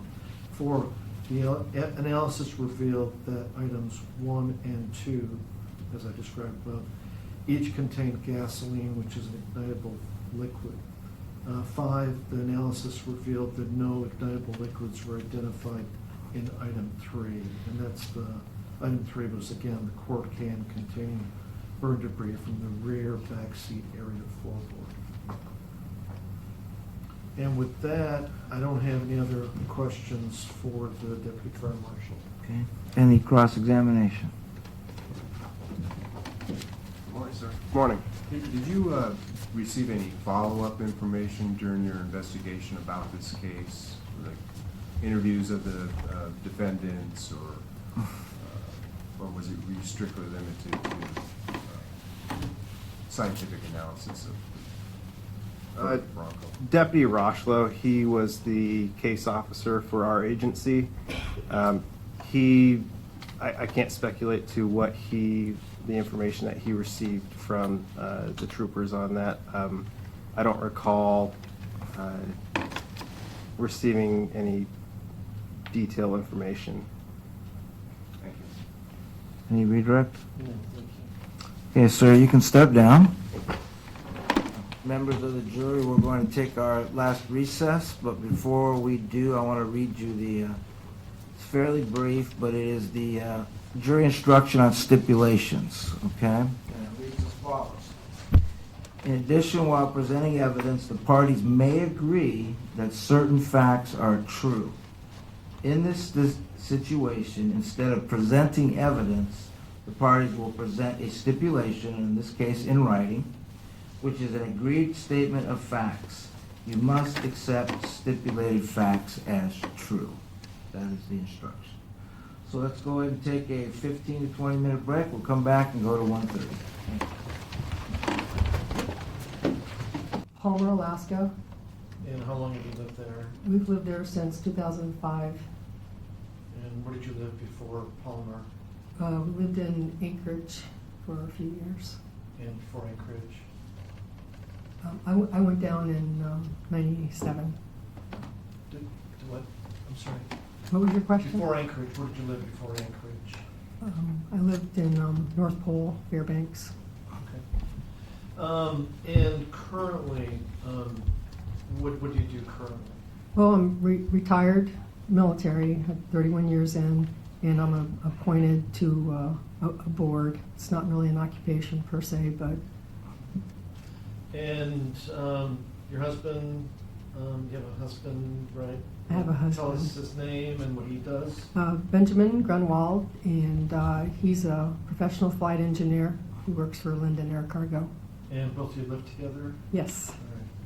All right. Now, I'm going to be asking you some questions, obviously, about your son, David. So let's talk a little bit about your family. You have, David was your son, right? Yes. Biological son? David was my biological son, born January 8th, 2000. Right. And your husband is? The biological father. Right. I just want to, I think I already presumed that, I just want to make sure. And when was David's birthday? January 8th, 2000. So when we're talking about November of 2016, how old was David? in He was November? 16. And then I just have one exhibit for you. And this is state's proposed exhibit number 20. Obviously, you recognize who's depicted in that photograph, right? It's my son, David. All right. And my main concern is to have pictures of people that were close in time to November of 2016. Was this photo fairly close in time? This was winter in 2016, before the summer. I'm moved for the mission number 20. So admitted. Now, I know, Mrs. Grunwald, that you have plenty more photographs of David, correct? Correct. All right. And David lived with you and your husband in your house? Yes. In the Palmer area? Yes. Now, I don't want to get specific, but, you know, Palmer has a lot of different areas. What general area did you folks live in? Did you live in near downtown Palmer or near Wasilla or? We're actually, I call it the Wasilla side of Palmer, and it's across the highway on the other side, on the same side of the Walmart. All right. Just one Walmart. Okay, and just a little bit more background. In early November, David was going to school, correct? Yes. Where did he attend school? He was attending school at Matsu Career Tech. And I imagine a normal teenager involved in some extracurriculars like a lot of teenagers, correct? Yes, he was. He was. Oh, that was his first year there because he was at Colony High School for 9th and 10th. Okay. And then you're familiar with our first witness of today, Victoria Mykelti. Yes. How did you become familiar with Victoria? We met her through David. He was David's girlfriend, and she was just a precious young lady who. And did you get to know her parents too? Not so much back then, but we met each other through dropping them off and picking them up. Okay. Now, I want to ask you a little bit about David's routine and like what he wore usually, what he drove and things like that. So, first and foremost, I guess I should start out with curfews. Did he have a curfew? He had curfews all the time, and depending on the situation, what was going on, he had a very specific time when to return home. Did it vary as to the day of the week or no? It varied. Coming home from school, it was a specific time. If he had an activity after school, there was a specific time, and it's just more or less following rules and being responsible and a safety factor. All right. In November of 2016, did he drive himself to and from school? Yes. And what vehicle was he driving during that time of year? He was driving that 1995 Ford Bronco. And did you have a lot of familiarity with the Bronco? I had enough familiarity with the Bronco. I was with David when we looked at both the truck and the Bronco, and I was hoping he'd get the truck because it was a two-seater, a little restrictive on who can get in it, but when he saw the Bronco, he was all excited. It seemed to be something popular with the young people, so. And was it owned by somebody you knew? Those kind of Some things? friends of ours were leaving the state. They had a baby, and they needed to sell everything, and so they had both the vehicles there. So David and I went and looked at them and thought it would be a good opportunity for David to learn how to offer, negotiate, look at a vehicle. It's just one of those life experiences to learn from. No, we understand. We already heard from Victoria that there was some work being done on the Mhm. Bronco by David and your husband, correct? Yes, And I imagine there were some new parts put on it, is that right? yes. What type of new parts were put on it? I don't know exactly what parts they put on it. I know that I put 4 brand new tires on it as a safety factor.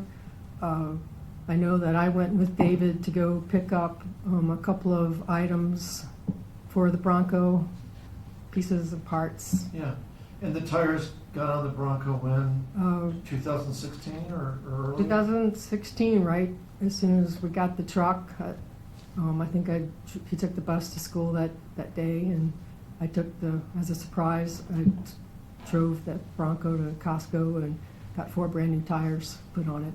Now, was there anything unusual about the key to that Bronco, if you know? The key was broken, and you really didn't. Part of the key was in the ignition, but you still needed the half of the key to kind of still get it to do something. So it was kind of quirky. I'm not real fond of old vehicles like that, but that's what they wanted to do. So All right. Now, how about the things that, let me ask you about the clothes David usually wore and the things that he kept on his person. So let's start out with clothing. Was there a vast array of clothing, or did he usually wear similar things? he had blue jeans, and he liked soft shirts, so we would get soft shirts, and he liked the not so much flannel per se, but red, white, and blue. He was very into politics, but they had career day at Matsu Career and Tech, where once a week they had to dress up in their business attire, which was a suit and nice shoes. And so he had those items as well. Now, do you remember on November 13th what he was wearing? Right, his blue jeans on, that orange sweatshirt, and I think the reason Victoria couldn't remember if it was orange or green is because Colony's colors are green. And now that he wasn't going to Colony, it kind of was a little bit different spin on it. So But your memory was that it was orange. it was orange, right? And The slippers, were they? there was his slippers. That's something else the young kids were doing. And he was in the Matsu ski and snowboard club, and that's we would take the bus to Girdwood, and he wasn't supposed to be wearing his slippers, but a lot of the kids would sneak their slippers in and wear them on the bus and be Just like they comfortable. wear like slides in the winter too. Right. Okay. All right. Silly stuff. Yeah. Now, how about in terms of other stuff you would carry? A lot of guys carry wallets. Did he carry a wallet He usually? had a wallet. Did he have a phone? He had a phone. And what was his phone number during that time? It was my old phone number because I gave him my old phone. If you remember. I should remember because I had it for years and years and years. I mean, we'll have all that information. 3176745, maybe. All right. But nonetheless, he had a phone, right? Yes. And was it a smartphone or an iPhone, or was it a more old-fashioned phone? It was a Samsung phone. He originally was only allowed to have flip phones, and And at the fair, he won a reconstitutioned iPhone. So he had the iPhone, but when we were on a trip, he had it on his person when he jumped in the pool. So Okay. that went bad, and so I had to bring him to Best Buy and get the, I think it's the, maybe it was the Samsung, I don't remember exactly, but I've got all the information from Best Buy because they record all the But he- purchases. But he definitely had a. He work- definitely had a phone on him, yes. How about things like, did he usually carry a lot of cash in his wallet or not? Not a lot of cash. He had his own debit card, he had his own bank account. He was working doing lawns and other things, and so he was learning how to use his finances, because being in the military, a lot of people come in and they don't have a clue how to spend money or manage money. And so I wanted to make sure that he knew how to do that. So yes, he had access on his debit card, and sometimes I would give him cash to do stuff, lunches. And hey, here's something you and Victoria can go grab a bite to eat. All right. How about things like watches or pocket knives? He had a watch and a pocket knife. He and his dad are into both. So he had a pretty nice watch and a awesome pocket knife. And he had a backpack.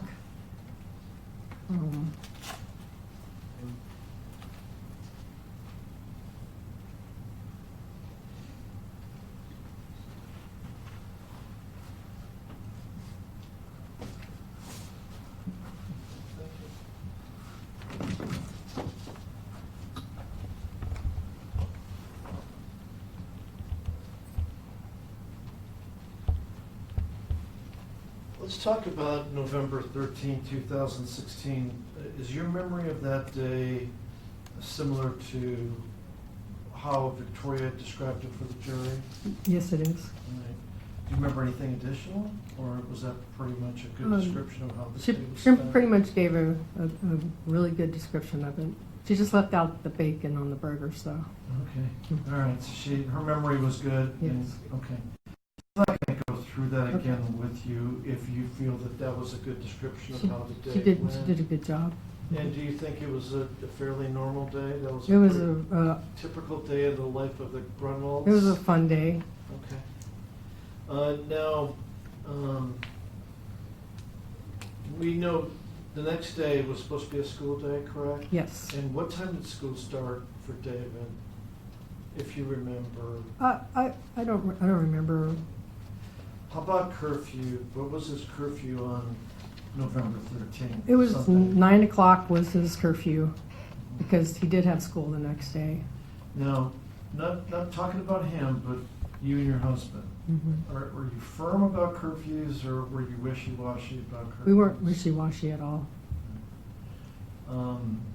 So, on this day, did it stay 9 o'clock, or did it change for some reason? It did change. Ben and I were outside on the porch, and I noticed that David had tried to call. So I looked at it and I called him back and I said, "What's going on?" And he said, "Well, I have to drive Victoria out to the Butte, so can I have a little bit of extra time to bring her out there?" I said, "Sure, okay, that sounds good." And we hung up. And I thought, that's not going to work. I need a specific time. So I called him back and I said, "How about 9:20? Does 20 extra minutes?" And he says, "Yeah, that'll work. That sounds great. Thanks." So All right. we extended it to 9:20. So I take it he didn't tell you that he was thinking about going to He Eric did not tell me. Allmendinger's, Correct. that's right. And maybe this is a good time to ask you, to run some names by you and ask you if you're familiar with the names.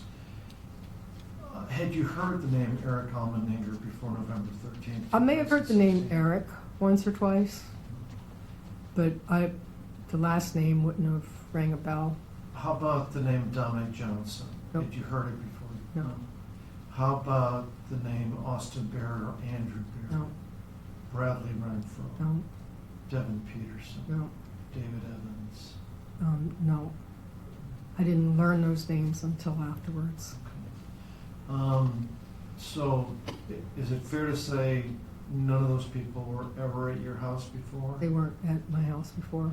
And did you ever meet any of them in person before? Before the 13th, I'm talking I have not met any of them in person. He had a specific friends that he was good friends with, and those are the ones that would come over to the house, and he would go over to their house, or he would ride with, and I know those people's names, so.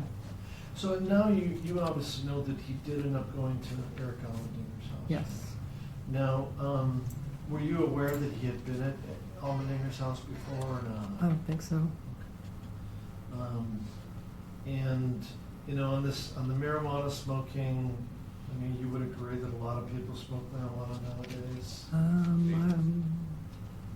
Sustained, it is leading. What's that? It's leading, so rephrase it. Have you seen all the marijuana stores in Alaska? Yes, of course, back then, I don't think it was legal yet. Okay. But I know there's a lot of talk about drugs, and we were very concerned about it when we were looking at the high school coming out of middle school. Just talk about drugs in Right, general. right. Yeah, let me I'll get more specific. I mean, I told the jury this is not about marijuana anyway, but, I mean, I take it that did you know that David smoked marijuana on occasion or not? No, And never did I smell anything on him or sense anything. My older brother did growing up, so I never saw any indication. yeah, So- you know, I guess some parents, you know, the term helicopter parent, you know, that's used nowadays, that, you know, some parents go to extremes to follow their children's activities, maybe even looking at their phones frequently, you know, like, what was the level of your supervision? How would you describe the level of your supervision just in general? I was a helicopter parent, but at the same time, he was. I didn't have a lot of reason to go overboard or anything. He was very trustworthy. We trusted him at the house. We trusted him. He was honest. So. All right, and I'm not gonna go into the ifs, if you Yeah. knew, what would you, Right. is that neither here nor there. Anyway, I'm gonna get to the obvious part here. David didn't make his curfew that day, correct? Correct. And what was your reaction, what was your husband's reaction? Well, Ben said, "What time is it?" And I said, "It's about 9:21." Yeah, And he said, "Where's David?" I said, "I don't know. I'll call." So I started calling. There's no answer. Started calling, leaving a message. Started texting, leaving a message. Didn't get anything. A few minutes later, given it was getting dark and cold, and the weather, I thought maybe something could have happened, been an accident or going off the road or something. So that's why I called Victoria at some point and I said, "Hey, what time did David leave there?" And she said a while ago. So I knew something wasn't right. She said he should have definitely made his curfew. And so Ben and I went out in the truck, started looking, trying to follow where we thought he might be going. And, the route to Mr. Mykelti's house. yeah, the routes, there's only a couple possible routes to get there, right? Correct. And the only ones that make sense from our house where we're at and where Victoria lives is really only one. There's a couple of side streets you can do, but once you get on the main roads, that's it. And you drove those routes? We did. And And we didn't see any evidence. Was it dark outside? It was dark outside. And we ran into a trooper at that point and said, "Hey, our son didn't come home. Maybe, you can help look to see if somebody went off the road or something." And he said he would look for some evidence.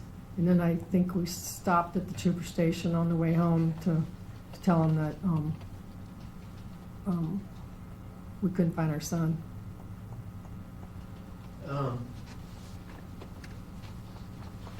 During that evening, going into the morning, did you contact other people? I did. When Victoria, I said, "Hey, where do you think he might have went?" And she said, "Hey, he mentioned something about stopping and hanging out with the boys there at place." And I said, "What's their names?" "Well, Eric, Allmendinger, and I said, what's the father's name? Rodney. So I started looking up Eric Rodney, and I found his glass company, and I found his phone number. And by that time, we already started driving to their house. And but he answered the phone, and he Is asked he me. home or not?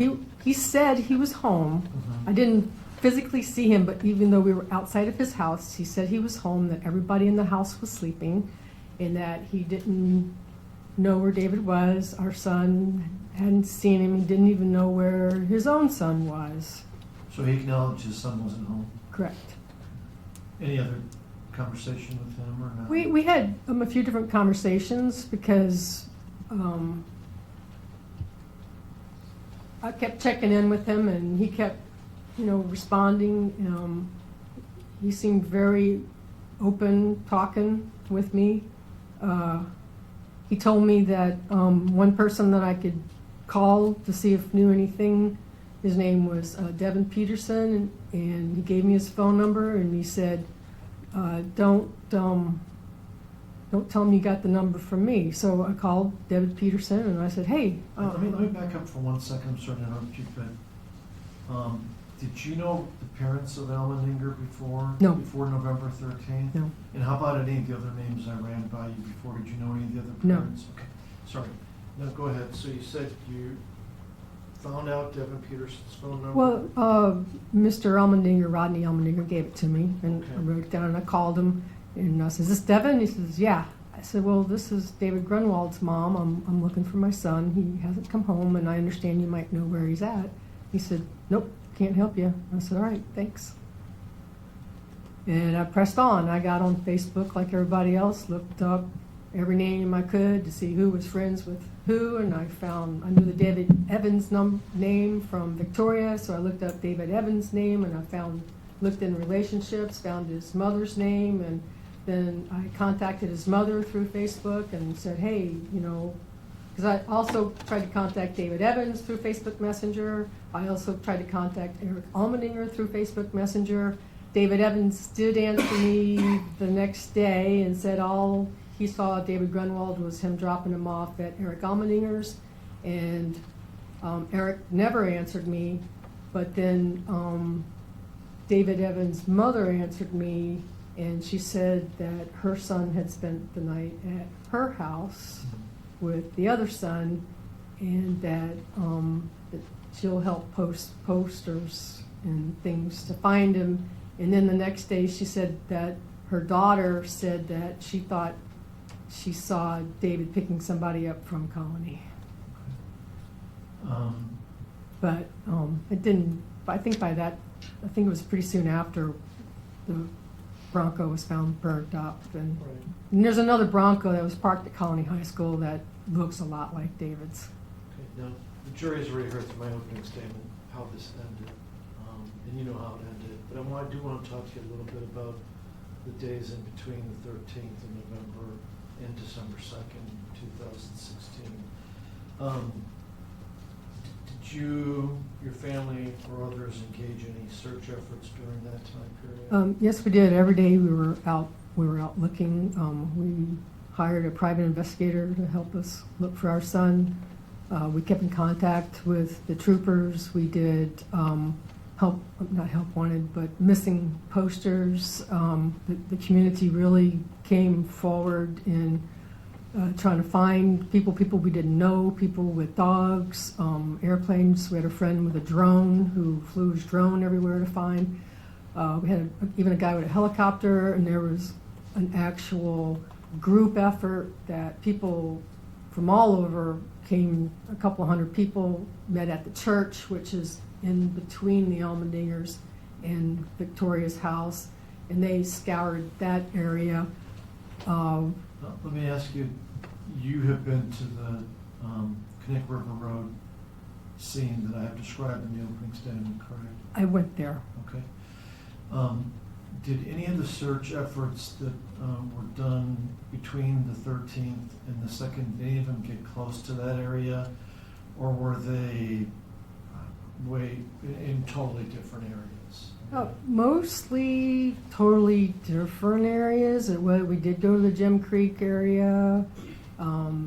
And we had a hotline set up for people to call in if they had any information, and I think we misunderstood some of it because we went to the other side of Wasilla, out past Connect River Bridge Road, or Connect Bridge, whatever that road is, out there at the airport looking.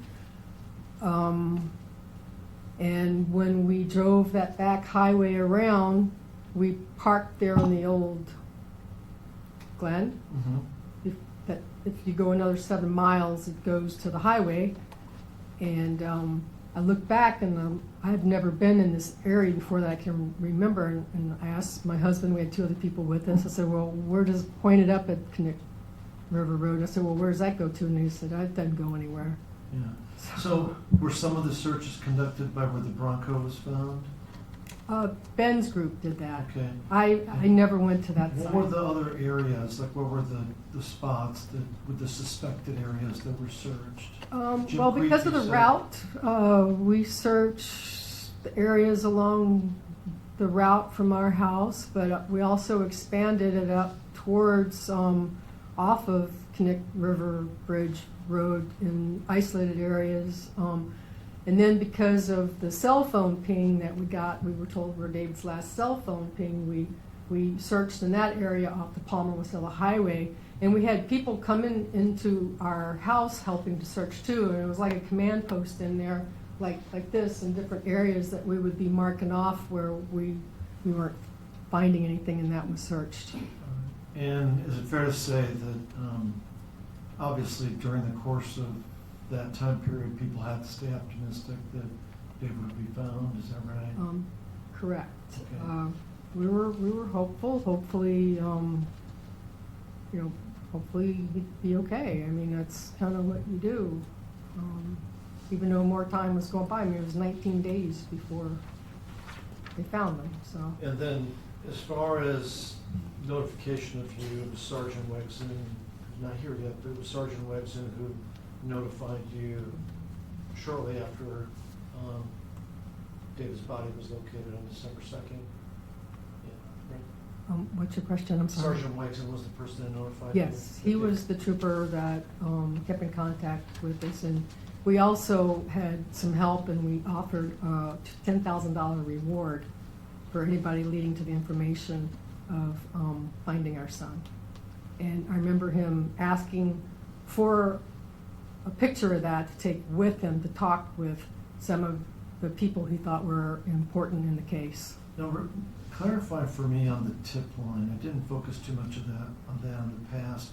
Was the tip line like something you folks set up, or the troopers The set up? private investigator set up, they were in conjunction with a national group and who had a tracker, and the tracker also flew into the area to look for David, to look for clues, and was it such a tip line that people could remain anonymous when they called in?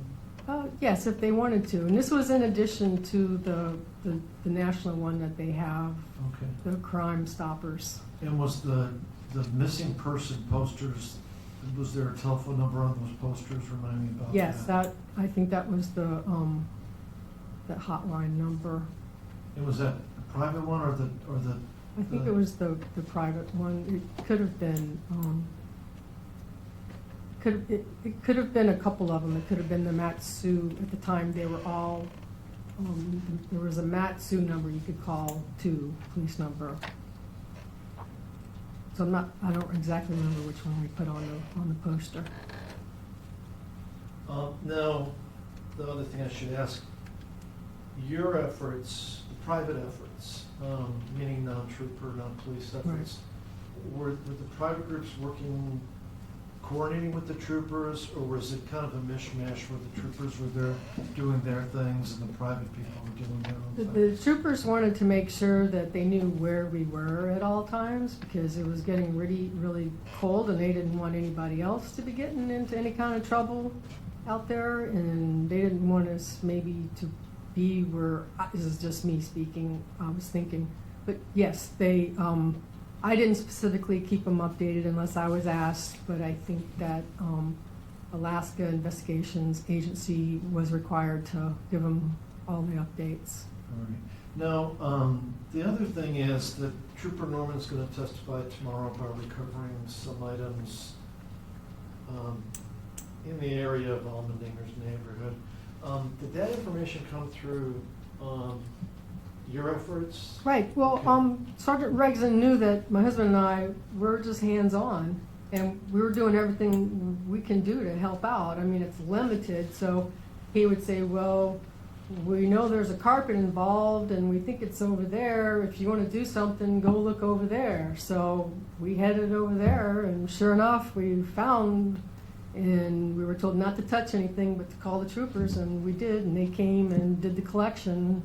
And that was in what, in the so it was in the summer time, that was the summer of 2017? Yeah, Okay. yeah. And did it take a lot of searching to find that or not? No, not really. No? It wasn't too bad. And why was it that you went to that particular area? Between the tips that the private investigation agency got, along with where Sergeant Regson recommended we go look, there's where that it's where the Almendinger subdivision is. Mhm. There's a cul-de-sac or something back there, and then it goes into a trail that goes into the back of, I think, Pathways High School. So there's a short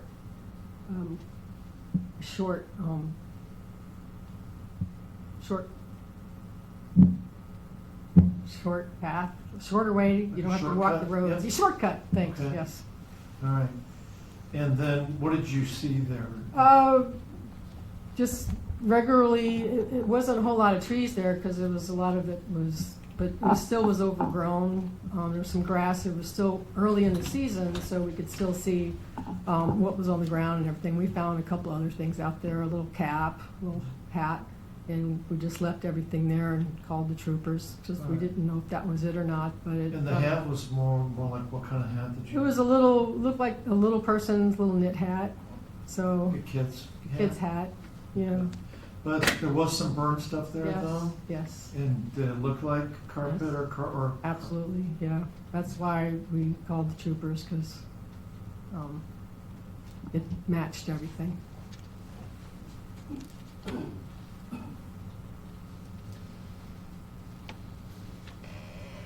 Now you said you had been to the Connect River area one time, or more than one time? Since After the death? Yeah, since December 2nd. Yes, More than one time? yes. And there's a marker there, We put a marker there. but David is not, obviously, is not buried there. He's not, he's at Fort Rich National Cemetery. Thank you. You want to do that right now? Yes, thank you, Judge. She's going to shut off that hand mic. It's kind of buzzing in the system. Then we'll do the cross-examination.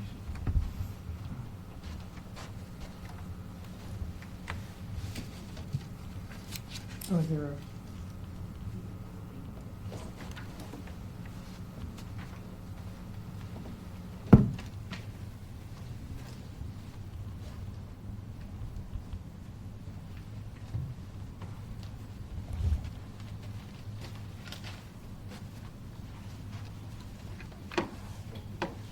Okay, sir, cross-examination. How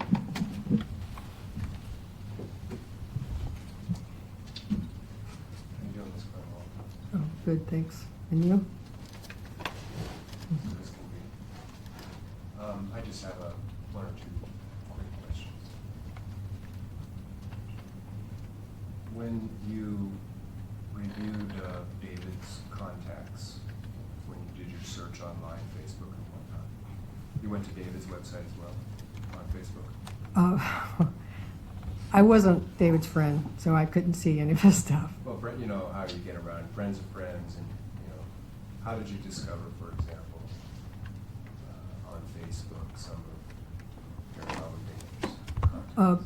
I got the name from Victoria, and then I looked up Eric Almendinger, and then And then I just looked up, she knew David Evans' name, so I looked up David Evans. And those are the only two names I had until I talked to Rodney Almendinger, who gave me Devin Peterson's name and phone number. And then, of course, I went to that Facebook just to look. And when you look at their Facebook sites, you see any reference to Bradley Renfro as a friend of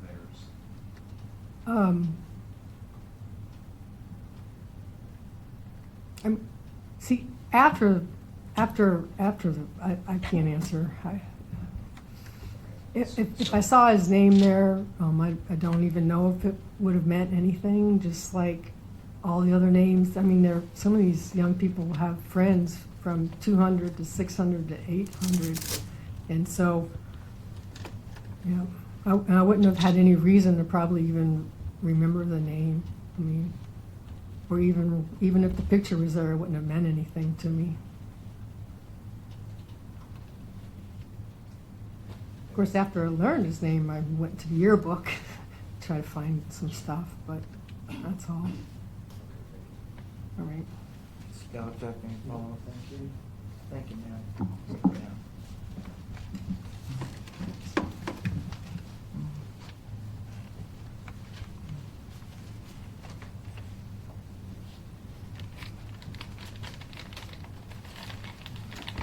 That was all I have witnessed on for Okay, today. fair enough.